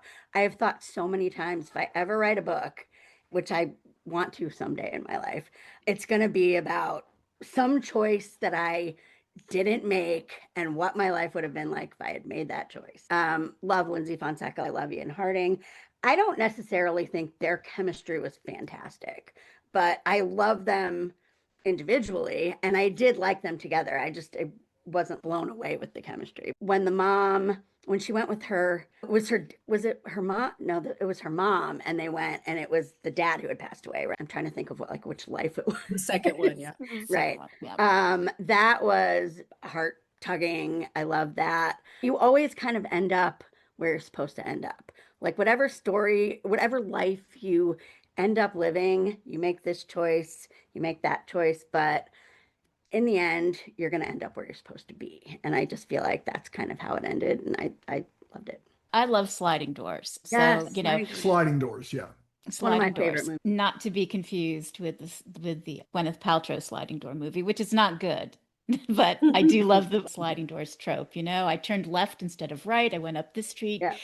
I wouldn't have seen you, but I made a wrong turn, and there we are. I would never have met you if I didn't make this, mistake I do kind like of a the thing. Gwyneth Paltrow movie, So I but think that's really great. Ian Harding, I've loved since Pretty Little Liars. So really interesting pick. The magic of lemon drops sitting up above the magical chocolates of some kind. Yes. So we've A got lot the of middle of magical the food, pack. yeah. A lot of magic happening here with magic our candy. A lot of with magic our candy. with our food. All right. So Lisa, you are first up. You still have a veto. What do I'm you vetoing think? it. I thought you would. Yep. I'm going to override that veto, Lynn. Dan, burning through your overrides. Are you doing that just to get rid of them? Really gonna, you know what? We had a good vibe going, Lisa. No, you're gonna regret it because remember, I have number one. I'm not worried about it. I think you and I both know there's 3 movies after this one that have to be played, and we're going to play Nope. them because the writer is sitting right here, and we're going to do the Nope. right thing. There's 3 movies Nope. that got to be played, so yeah, Oh. I'm gonna override that veto, Lynn. Okay, so you're gonna You're gonna override be that sorry veto. with what I use at number one at this Oh, point now, boy. Dan. All right, Because you've just done it. You're the one that's got to sleep with that, Lisa. Yep. I'll I've sleep. done the most. I'll sleep easy. Oh, the smack talk over lemon drops. I love this. This is great. All That right, was my we're number one. Magic of Lemon Drops your number one? That was my number oh my one. God, I thought you Yeah. didn't like it. That's what I Oh my thought God. too. It was my Wow. number one. Oh boy. Man, didn't Oh, see It it was coming. gonna be my Turn number it, one Dan. because I Uh-oh. have the number one. Oh boy. So now You- I got to pick something else That's right, you do. Yeah, that is Yeah. on my list that maybe might not be on anybody else's it's list. true. It's true. No, I mean, I didn't see anybody having this at 1, but there you go. Oh That's- no, that's me Okay. I because do I know think- which one yeah. you have at one, and it's, Oh, no. it's not my one. I don't think Oh. you do. we go. Mm, Is it Lisa's turn to talk? We Well, got right now, sidetracked. Tracy, I just want to let you know this is like every family reunion of mine. This is what it's like.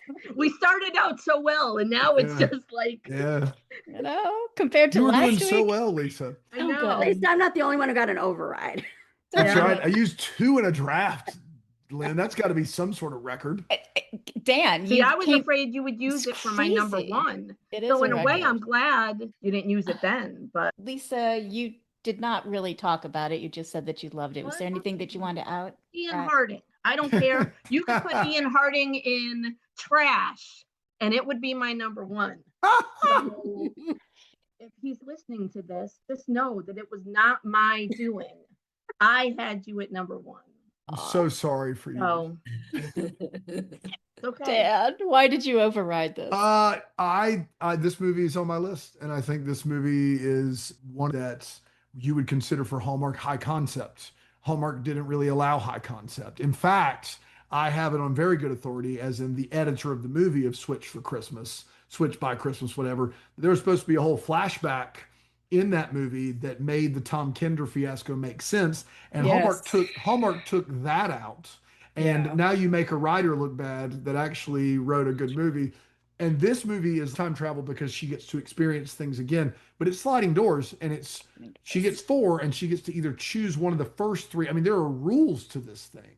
And I think that's bold to do in 84 minutes, but I think it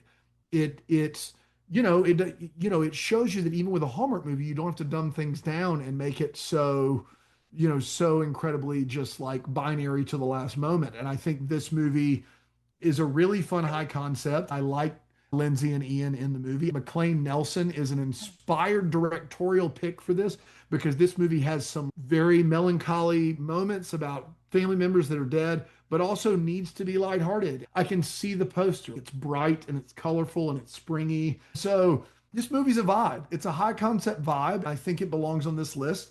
And I don't think it belongs at 1. So I really am thrilled now that it's here at 4.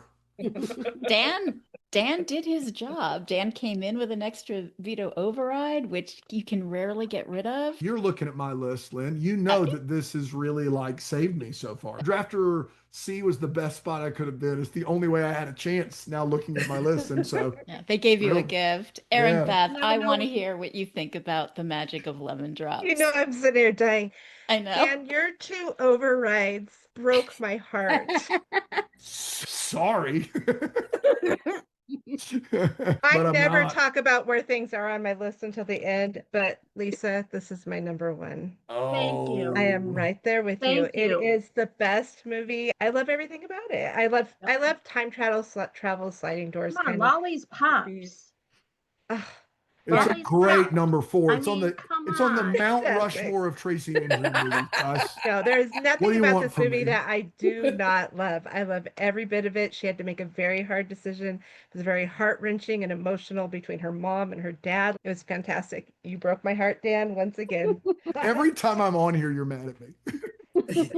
You know, I designed Hallmark Movie Drafts specifically to ruin friendships and crush dreams. So I say we're having a good time, people. That's It's right. all working. Destroy things along the way, or Destroy it's no them. fun. Tracy, Burn bring it us back to down. reality with the magic of lemon drops. I am honestly surprised that it's everybody's favorite in such a way. So much of the magic of this comes from the original book by Rachel Linden, and McLean's direction in it was really a huge part of it. And I will tell you, I worked as hard on this script as I have worked on anything. When you read the book, you would say, "Oh, I know exactly where this is going." And then as it evolved through the development, it started going in different directions. You know, we couldn't have it be set in England. You know, there was all these little practical things that would come up for something like this. The mother scene was originally set in the book, is set in Hawaii. And so having done as many Hallmark movies as I have, the edict that comes down, the goal that the network sends you has changed so many times that when I went into this one, I remember thinking, are we able to do the things that need to be done to do it right? And I was really surprised and relieved that they let us get melancholy in this one, and that they let us hit the harder emotional notes, like with the mom scene, and then ultimately having to make an incredibly difficult decision throughout. And the love story is part of it, but I wasn't sure that they were going to let me do with the dad what they let us do. You know, I was like, can we do it? I would like to do it. Can we do it? Because I never know as a writer if I'm going to bump something like this. So you put it out there, and I was so happy that they were able to really hit these really human moments in it, and have her go through this journey. We were talking earlier about, you know, who could be your person, who's the Nile. I would love to have Lindsay be mine. I love what she brings to the 2 movies that she's done, that I've written, and other movies that I've seen of hers as well. She knows exactly how to hit all the points that need to be hit. She's charming, she's funny, she's romantic. She can do the dramatic moments. Without her in this movie, I just don't think it would have been as effective as it is. So I'm super pleased that it went as high with everyone as it did. And when you see my top 10, you're going to be like, well, but it is something that does affect my heart because of a lot of moments in it that are something that reflect that I have experienced. So there you go. That was perfect. Lindsay Yeah. Fonseca would be a perfect inspiration muse for you. I will tell you, Ian in The Ghost of Christmas Always, that movie was one of my favorites that they did. And I remember watching that and being like, I'd like to hit rewind and watch that one again. That was just darn charming. And I really loved it. Maybe the best Hallmark Christmas movie of all time. Yeah. It's I amazing. think it's just so good. He's great in it. Kim Matula. But thank you. I was like, I'm looking at her face. Thank you. Yeah. She's fantastic in it, but all the other characters in it were Reginald Vell wonderful too. Johnson, so Oh, good. right? Yeah. Right. You're like, oh, of course it's Reginald Van Johnson. Why wouldn't it be? It was Yeah. such a good movie.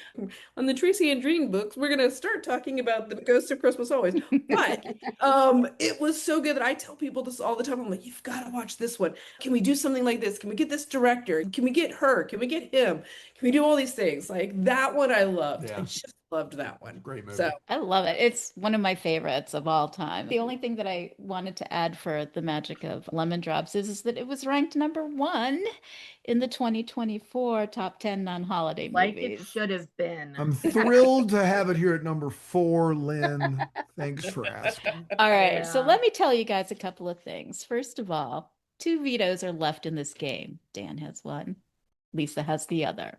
Okay. We are now at the final 3. We've got The Story of Us at 10, Holiday Crashers at 9, The Keller Christmas Vacation at 8, at 7, It's Christmas, Eve at 6, The Holiday Sitter at 5, Sweeter Than Chocolate at 4, The Magic of Lemon Drops. Daniel Thompson, number 3, your final pick of the match. I'm going to go with A Grand Ole Opry Christmas.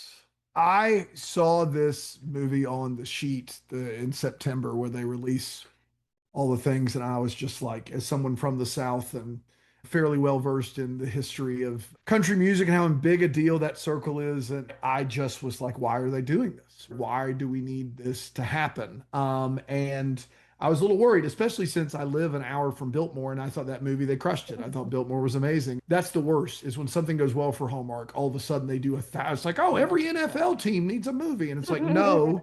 And so I was very concerned with what was going to happen here. And then I saw the movie and I was pretty blown away. This movie is a time travel movie. This movie gets you some great Garth Brooks shirts. I don't know how else to say that. They're Garth Brooks shirts. That's what they are. It has some fun country legends, but it is first and foremost a father-daughter movie. First and foremost a father-daughter movie. And it is in the very capable hands of one Nikki DeLoach. And she gets to write a song with her deceased father and talk to him about his decision whether or not to leave her to go on tour or stay, in a performance for the ages from Rob Mays, a sentence I never thought I would say. He's so good in this movie. She's so good. She is leaning and drawing from her personal life and losing her father, and it's so evident on screen. And then she's got this best friend from childhood who has loved her his whole life that happens to be Christopher Palaha. And so Chris is in here for 30 minutes. He's doing his thing.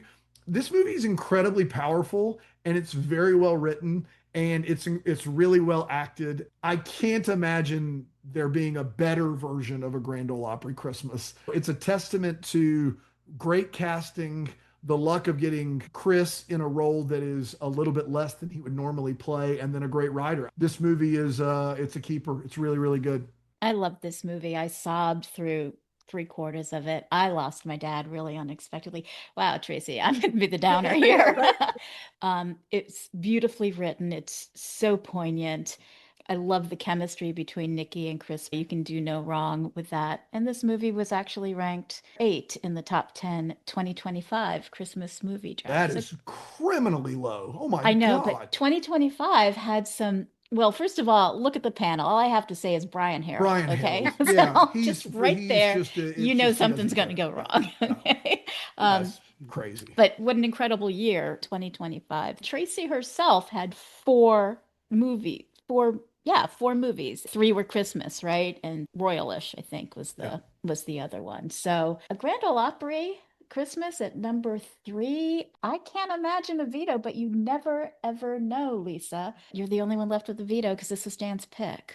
What do you think? Yeah, no, that's exactly where I have it on my list. So I'm Oh. fine with it there. That's Lisa's- unfortunate. Lisa's saying I Yeah. get 2 points. I get 2 points, That's Dan. tough. Man, that was a perfect play unless she had it at 3. Yep. Yep. Oh, Because I it was knew- not my number 1 movie of the year. So the tides might have turned. I knew it wasn't your number. I knew that. I Right. knew that you Yeah. were not as high on it as I was. And I Ah. thought, I'll play this here, and she either has to veto it. I felt like it was a perfect play. This is my Yeah. number 1 movie, by the way, Tracy. This is my number 1. I think I knew that was your number 1 too. this movie's great. But I will take it on the list, even though it got Lisa 1 more point. It's okay. Lisa gets her 2 points for that one. Debbie, you can't do anything about it, but what do you think? I had it at 3. Wow. Wow. So I'm just over here losing, All good. trying to be trying to be a strategist. I'm over here losing. Cool. When that strategery comes into play, Yeah. get you in the Strategery. pot. Aw. Strategery. I just watched it again last night and I cried halfway through it. Oh. It's so good. Tracy, tell us all about A Grand Ole Opry Christmas. You actually wrote something on your list that I wasn't even aware of about this movie. So, Right. So that was my question for you. Did you watch the original aired version or the extended cut that was on Hallmark Plus? I watched the original version because I Original. think Chris gets a little bit more. He told me he gets a Yeah. He scene has a that really, whole yes, story, like yeah. that. yeah, he told me And that. it was heartbreaking for me when I watched it because I loved Chris's story and he gets to go meet his grandmother. Oh, that's cool. And he, because that was part of the whole thing. Nikki's character, we have Yep. her whole story, but it was important for me to be like, I'm not, if I have Christopher Poloha in there, I'm not gonna have him just, hey, you're doing great, That's right. Gentry, good for you. I wanted him to have a story as well. Later, when Mac talks to Gentry about second chances, it was motivated by his conversation with his grandma, who I named Hilty after the original writer. Hilty Bowen was the writer who came up with the outline and the idea for it. And they basically needed me to write fast, and I am a fast writer. And so the network called me and was like, "Hey, can you take this and turn this into a screenplay? It's going to be Nikki DeLoach and Christopher." And I was like, "Well, we can't do Christopher, the way that the story had at that time been structured, it was almost exactly a Biltmore Christmas." And I was like, Yeah. kind of can't do that, guys. And number one, number two, it's Biltmore Christmas was perfect. I don't want to change anything in that movie. And so the story that I was given necessitated ripping out the entire love story and then creating a whole new one. And that's what you saw, ultimately the love story that as it played out. But the story about the father-daughter, which is fundamental, it's the biggest emotional thread throughout the narrative, was developed by Hilty. And I remember I hadn't met her at the time, but I was so moved by it.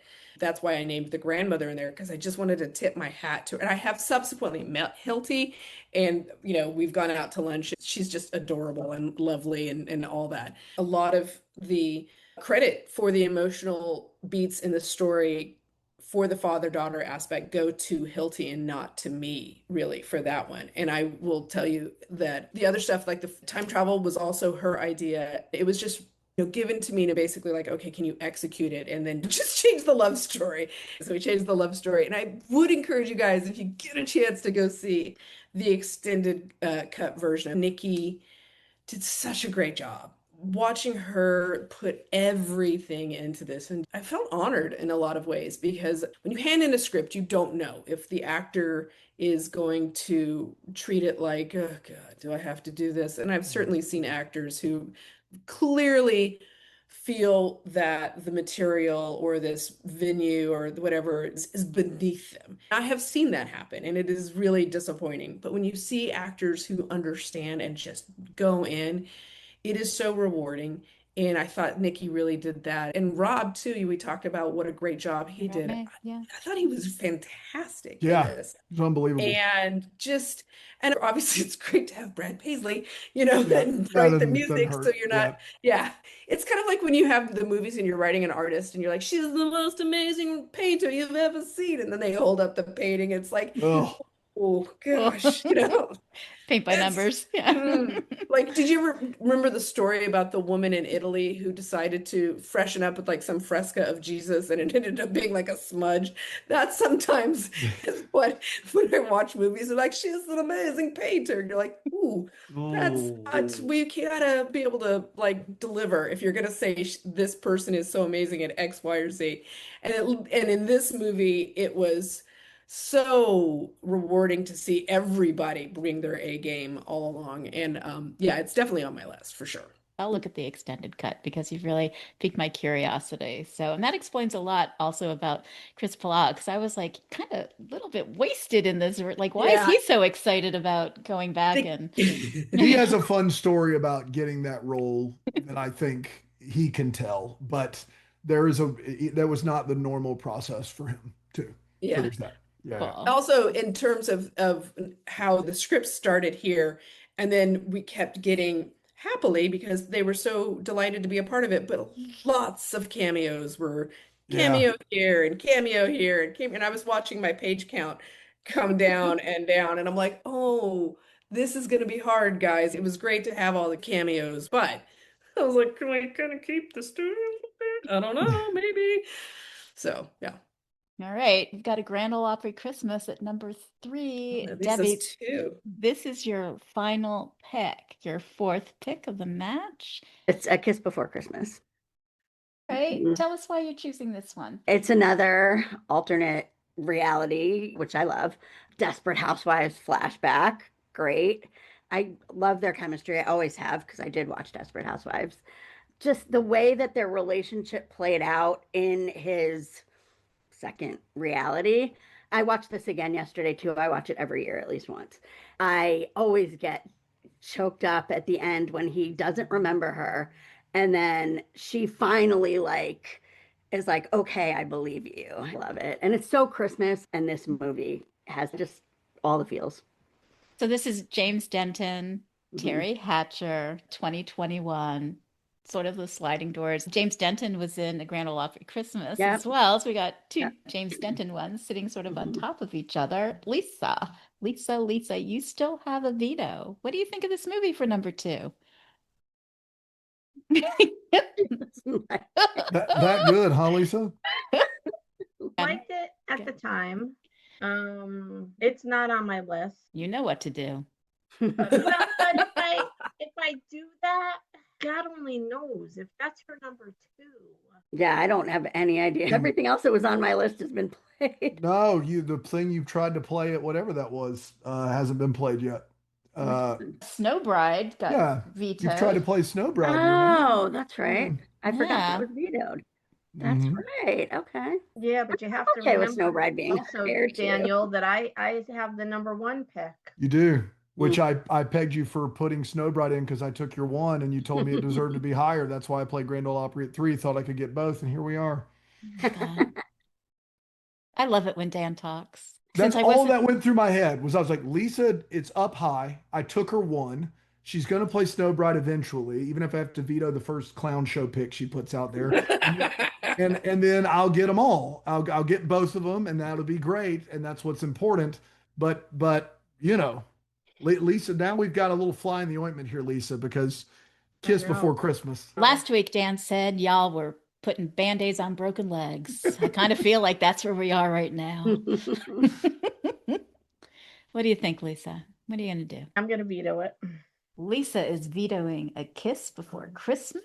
That takes her last Or veto. Debbie, all of her faves just getting just I know. haymakers. Trashed. But the other ones are still on there. I'll put Snow Bride at number 2. I don't know I what else. love that play. Snow Yeah. Bride at number 2. All right, talk to us about Snow Bride again. That's where I had it anyway. So Yeah. I love the farce of it all. And I do love Katrina Law.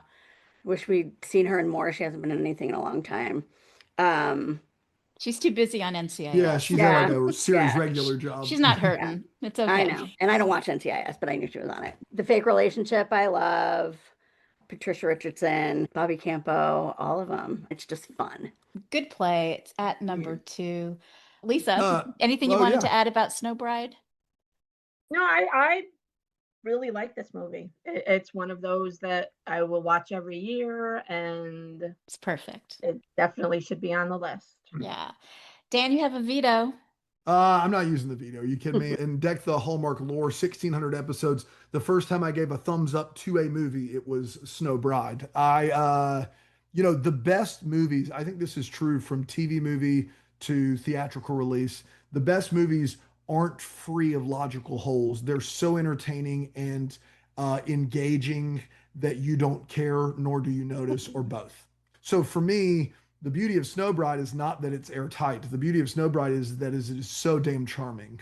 Katrina Law, I just wanted to be around Katrina Law when I was watching this movie. I was like, oh my goodness, she's a mess, but she's still confident. And she has no reason to be confident from all the stuff that's happened to her, but she is anyway. The banter is off the charts. It is quick-witted. It's an incredibly smart movie. It does not hurt to have Patricia Richardson around amongst other great cast members. But this is the Katrina Law show. It's also benefits heavily from the dialogue. So the best movie is Grand Ole Opry. The best Tracy Andreen like written piece, I think, is Snow Bride. And I don't say that because it's your first one, Tracy. I think you've done amazing work and you're prolific. I think your work speaks for itself. And this list, all of these movies are good. A lot of times when I come on this show at 10, 9, and 8, I kind of have to just kind of fake it till you make it, but I didn't have to do that here. But Snow Bride is quintessentially great writing, and great writing in an era of Hallmark that didn't know what to do with it. It hadn't seen it before. So it's incredibly fun, incredibly witty, incredibly silly. The physical comedy is great. The fake relationship is great. This is a home run. This is a home run. It's a great movie, and I'm thrilled it's at 2. I'm so glad it's at 2. Tracy, tell us about Snow Bride. I mean, Snow Bride is, as we all know, it's my first one, and I had no idea how to write a Hallmark movie. Lee called me up on a March, and I was working as, I think, receptionist at the Milken Institute, and I had been pursuing my writing career.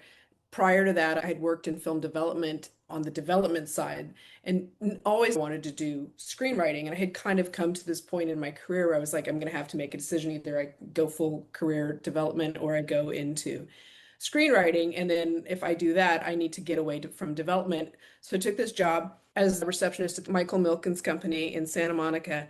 And it just, like, my writing career went, and there's just nothing was happening. And then one day Lee calls me up and says, can you write a Hallmark Christmas movie? And I said, sure.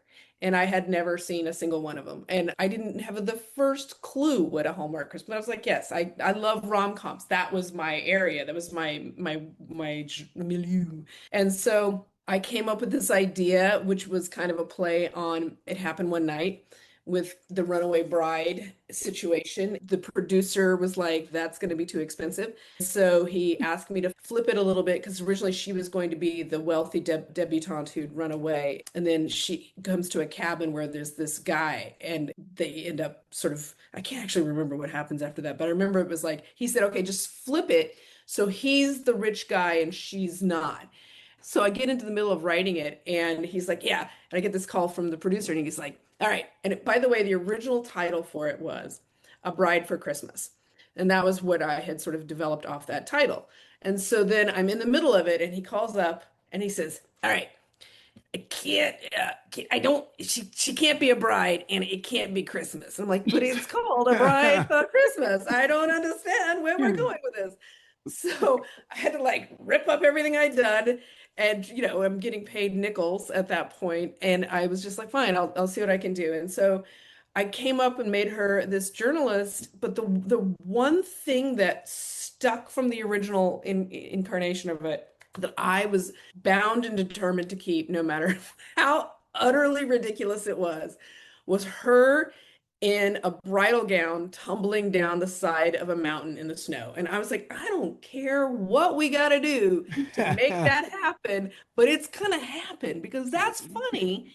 And I would like it to be funny. So we worked around that, and I was so grateful that they kept it because it was absurd, and absurd is fun. And Bert Kish, may he rest in peace, was the director on this, and he was the first director on it. And he just came in with this joy, and he embraced every part of it and brought the joy to it. And this is so important. You can write a script with dialogue and banter.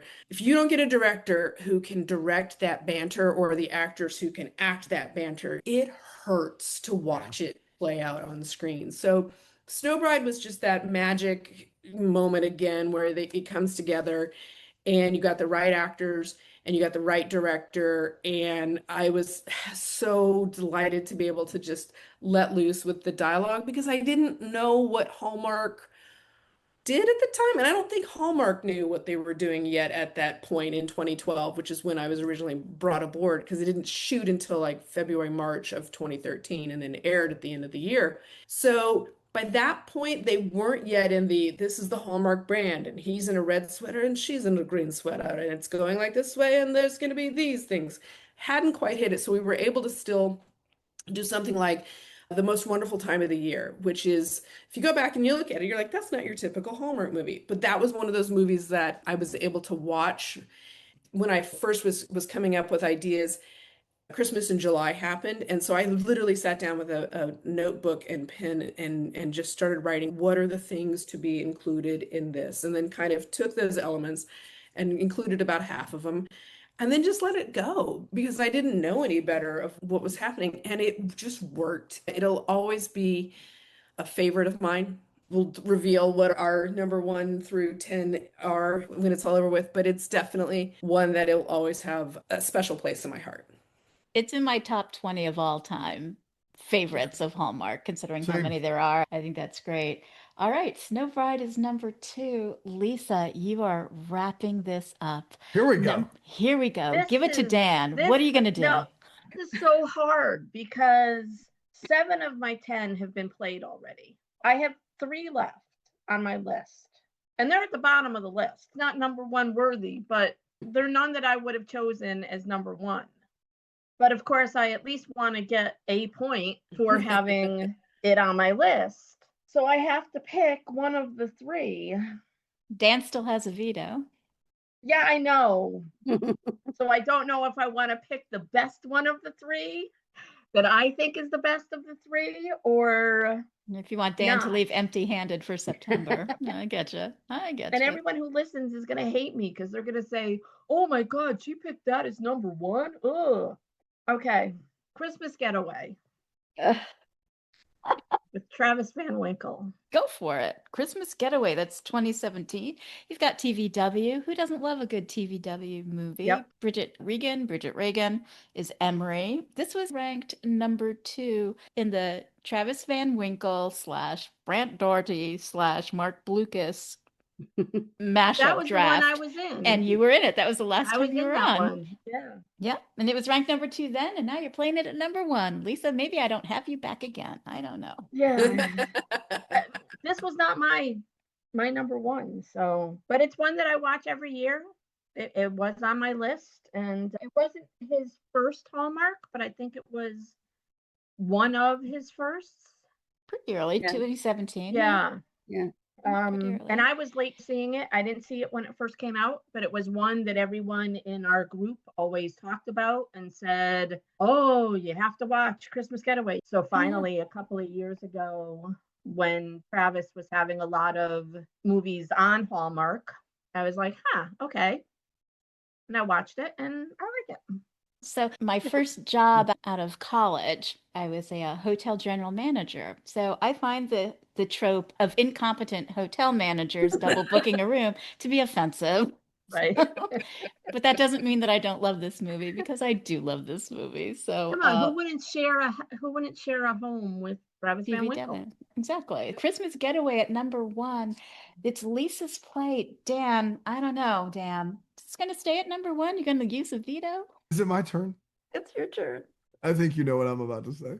This is staying because even if I lose, I've got all 10 of my movies on this list. Did you just match Jen Bliss?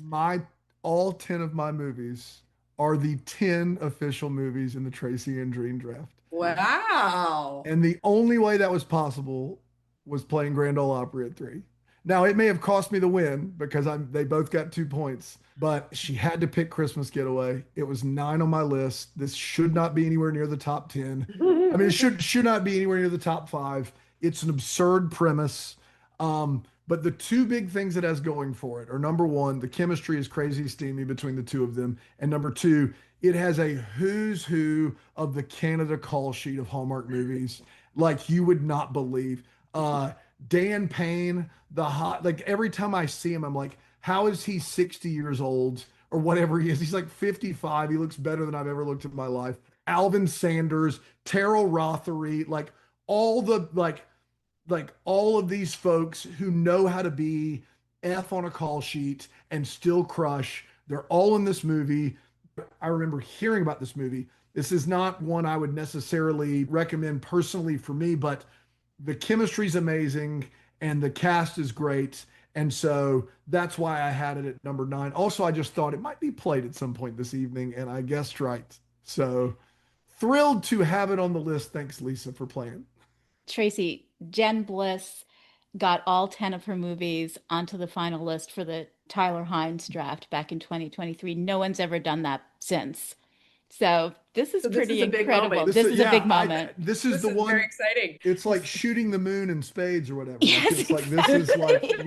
you know what I mean? Like it's you just don't happen upon it. And I was like, I started doing it, going, "Where's Christmas Getaway gonna get in this list somehow?" And then I Yeah, was my like, other two that I could have was Love, of course, Ah, and "What was the other Switch for one?" Christmas. God. I Switch for figured if I Christmas. did Switch for Christmas, you would have vetoed it. And I was then- gonna, if it wasn't Christmas Getaway, I was gonna veto it and roll the dice. That's what I was gonna do anyway.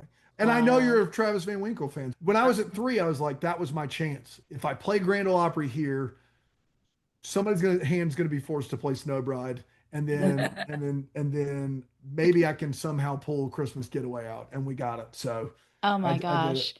Christmas Fantastic. Getaway at number 1. Tracy, And I tell keep us. a veto. This is great. I would have vetoed it if I had a veto. I bet. I Yeah. do This not is like it. fascinating. This has been fun to figure out how this is all playing out. I'm like, now I understand, and I would love to maybe someday You got to come come in back and play. Yeah. I, Well, I kind of want to Tracy- play, in my spare time. I didn't mention this to you yet, but Oh. I talked to Nina and Julie when they were playing. I was going to ask you this afterwards. I would love to have you and Tracy and Nina, the 3 of you, back and actually draft Oh, the top we'll do 10 it in a heartbeat. the top. Oh, good, because they I said would- they'd do it, so you would do it. We'll find it. We We'll would find a date totally and do time. it. It would be a delight to do it. Yeah. Now that I understand the game. Yeah, but I can tell you what I just was coming off of something, so my brain was trying to focus on figuring it out. And I remember kind of having a point where I'm like, I feel like I'm taking the SAT right now because my brain is not understanding this. And I was like, I don't know where we're going with these. So now I do. And now the competitive spirit in me really wants to get in there and like, let's do this again. And then we're going to come in and I'll draft and all that sort of thing. It's super fun. Oh, good. All right, guys, you did it. Lisa, tell us what your personal list was, 10 to 1. Okay, number 10, Switch for Christmas. Number 9, I had Love, of course. 8 is A Keller Christmas Vacation. 7 was Christmas Getaway.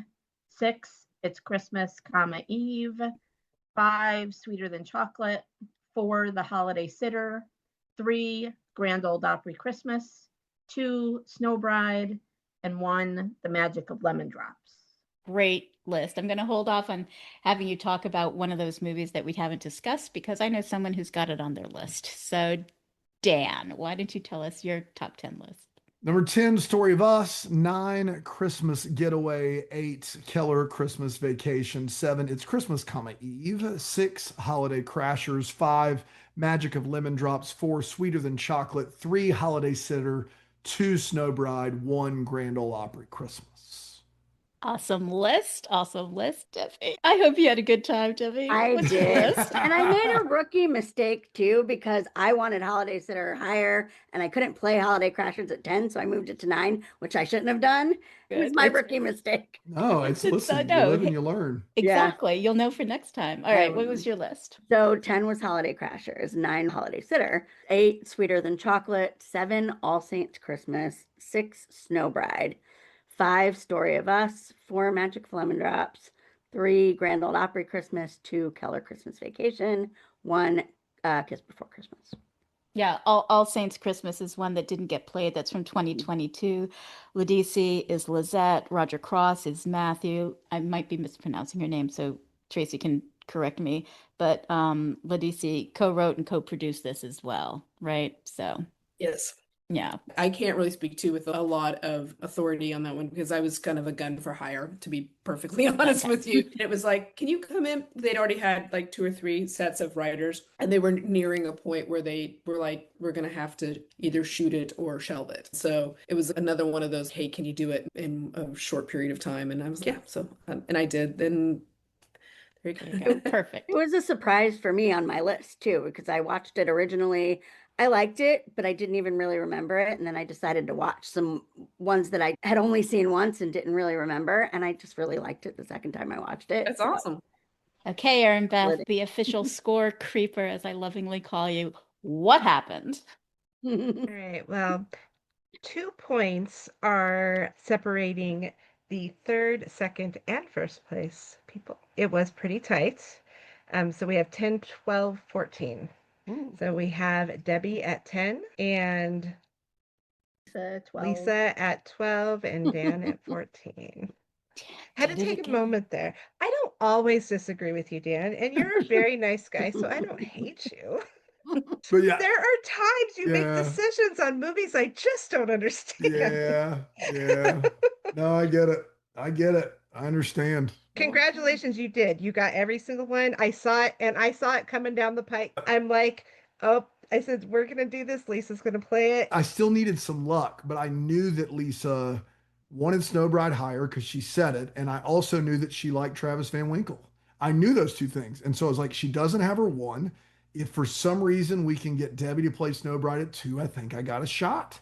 And I was like, Should have picked either of the other 2. well, then I would have I would have vetoed it. defeated that. And then you had to pick again. But then I still had another one I could have chosen.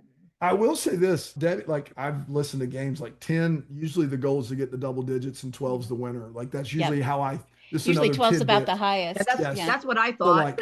like 10 gives me a chance, 12 wins 12 every wins. time. Yeah. So like if I get to 10, I'm like fingers crossed, and 12 wins it. If you get to 12, you win it. And so Yeah, I've as I never was been counting up 12. I've I'm like, never Until I've today. never been in one where 12 doesn't win it ever. And I was counting, and then I heard that both of you got 2 there, and I'm like, what in the world? And then when you said Christmas Getaway, I was like, 14 has to win this. Has to be. We're so lucky. So- Dan was already eligible for the 2026 Hallmark Movie Drafts Tournament of Champions because he won the last week draft ago, that he was yeah. just in a week ago. So now, you're taking another spot and keeping somebody else out. This is good. This is good for you, right? Just kind of like And We- Lisa and taking I'll up more probably be on the space. jury. yeah, that's a problem. That's where it gets me because now Tracy the gets jury- to be on the jury yeah, too. Tracy, they do it. You picture it's a whole thing. It's It's a different format, And much faster. The Yeah. jury votes, and so needless Yeah. to say, my brash behavior on this particular program doesn't really. Oh, I Endear will itself. definitely make No. sure I'm there No. for this one. Yeah. This year. Yeah. Because Yeah, I will mean, I still definitely be think there. I think I won the last one, but Shinner gave a much better pitch to the jury than I did. She So- did. Your list was great. Okay. It's all in good fun. It's just It is fun all. whether you win or It's lose. super and fun. Dan just it's wants great. another trophy. That's all there is. All right. So, Erinbeth, Tracy, and I get to reveal our list. So, Erinbeth, go ahead and do your list from 10 to 1, please. All right, 10 was 2 Tickets to Paradise, 6 Holiday Sitter, 8 It's Christmas, Eve, 7 All for Love, 6 Sweeter Than Chocolate, 5 Stranded in Paradise, 4 A Killer Christmas Vacation, 3 Snow Bride, 2 A Grand Old Opry Christmas, and I've already said number 1 was Magic of Lemon Drops. I do think that the older movies can rank up with the newer ones, and I'll leave one of those older movies for Lynn, but I am going to talk about All for Love. I love this movie. Sarah Rue is fantastic in it, and Steve Basic, I mean, come on. He's fantastic and great to look at. So it was a fun movie. That's the thing, is to me, for that one is fun. It was just fun to watch, and I've loved it since I watched it the first time. It's 2017. It's not that old. I did not see that movie. I always watch all of these. I missed it. I thought I was good, and this afternoon I was looking and I missed it. So I've not seen that film. I'm gonna say it probably would not have been on your top 10. Got it. Cool. It is not a Daniel Thompson type movie. Can I say one thing about that one? It's one of those things where, you talk about like with Switch for Christmas, how they cut out the whole story that explained The Dan, whatever the, not the Dan, Tom Kinder. the Tom Kinder issue, or whatever that, I can't even remember what I called. I only wrote it. But yeah, it would have explained the Tom Kinder affair Fiasco. all Yeah. along. Fiasco, that's right.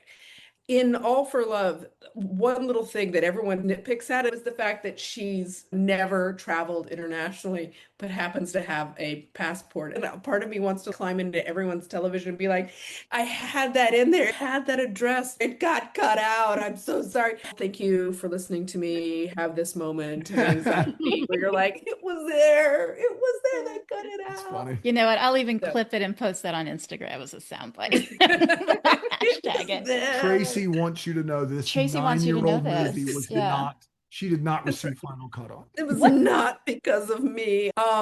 In All for Love, there's one little thing that everyone nitpicks at, and a part of me wants to like climb into everyone's television and be like, I had that in there. It got cut out. I'm so sorry.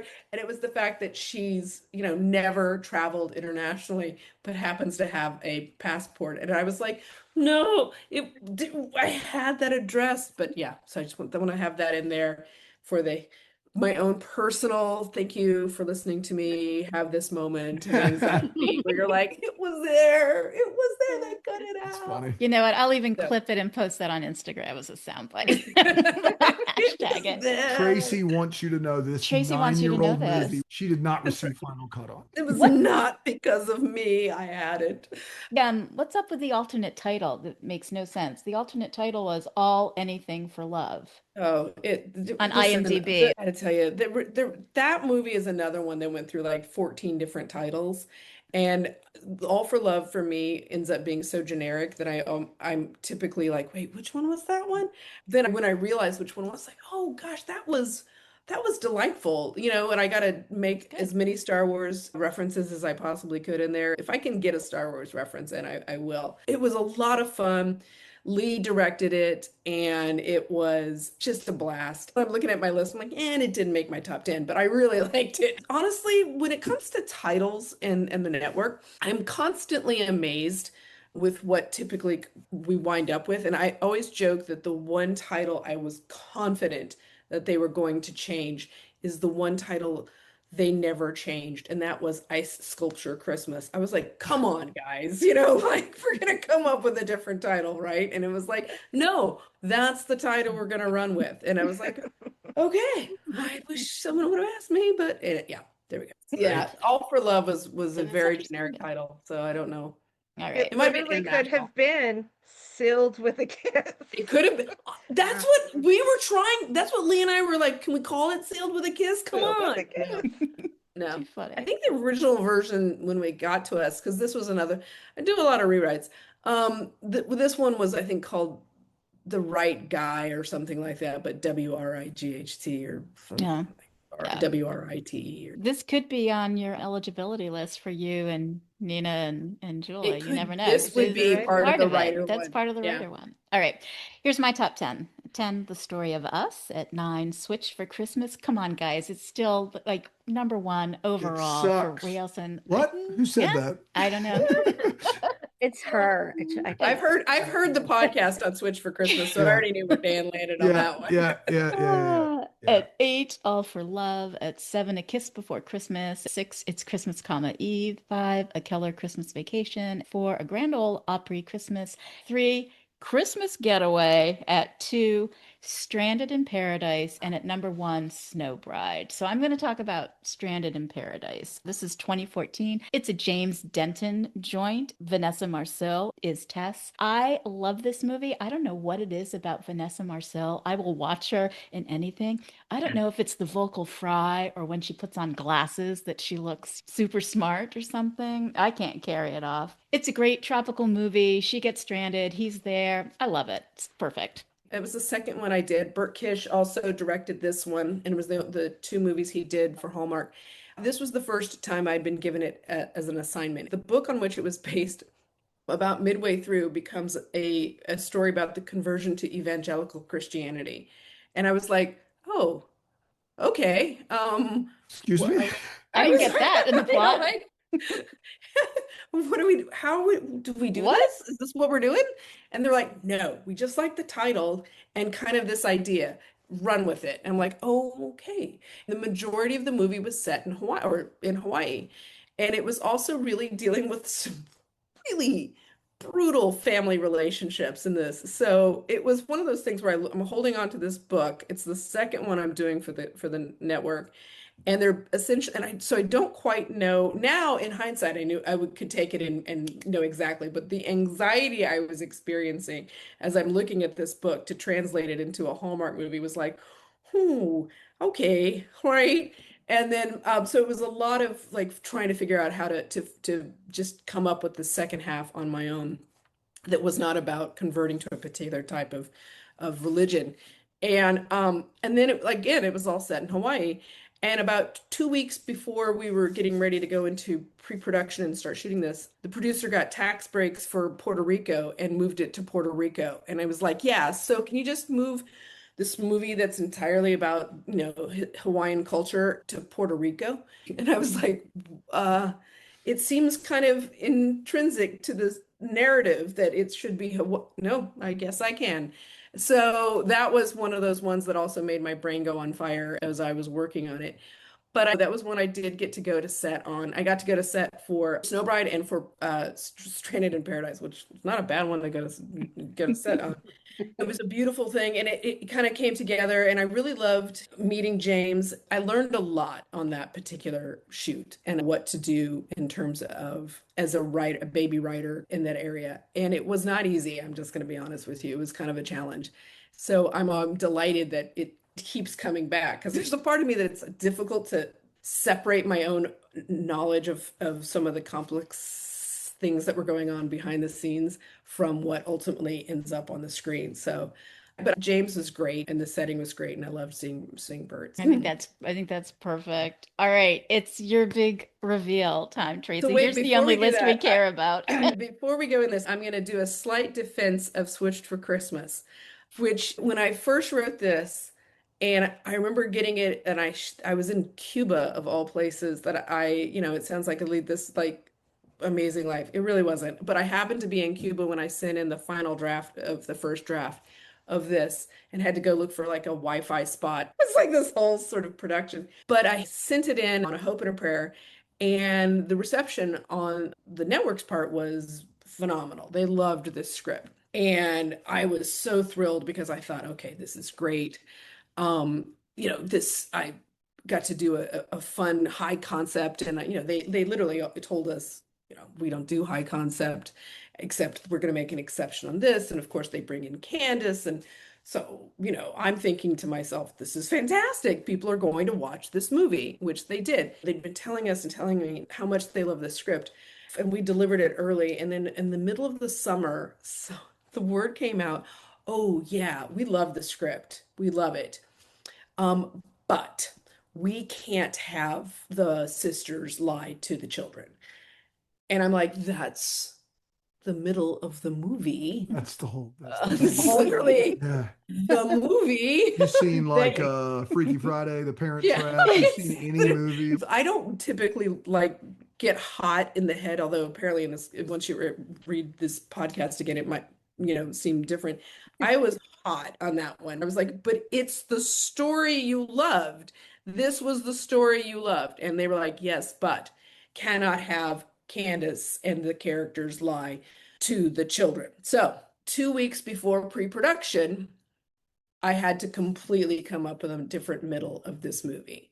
And it was a challenge. And I think it came out about as well as it could, given the circumstances. I just, in all honesty, wish we were able to do the original version of it, which was a whole narrative about children not paying attention to their parents and not being able to notice that one of them isn't the daughter's story was a much bigger story about the fact that she just wasn't noticing. The boy noticed it midway through. And then when she got really hurt when she realized what had happened, but ultimately that she was at fault. So there was this whole other stuff that was going on.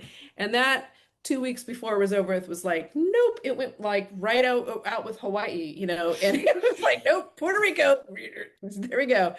So that was when I remember just being like, oh, this kills me because it was such a tight script that got blown up at the last possible moment. And we were able to pull it back together. And I think it's as good a condition as it could be. But oh man, I would kill for people to be able to see what it could have been. Now, that said, going to my list, number 10 is the extended version of A Grand Ole Opry Christmas. And number 9 is Switch for Christmas because of the sentimental value of it all. And you're going to find a lot of these are sentimental because it turns out that's who I am. Number 8 is Love, of course. I just really loved the chemistry between those two, and I thought they had one of the hottest almost kisses that I was able to be a part of. 7 is Christmas Getaway, which I loved. I thought they had great chemistry. You know, I just thought they were a delight, and I'm so glad that Travis is, you know, having his moment. He's about ready to have a big moment come this Christmas. Number 6 is The Holiday Sitter.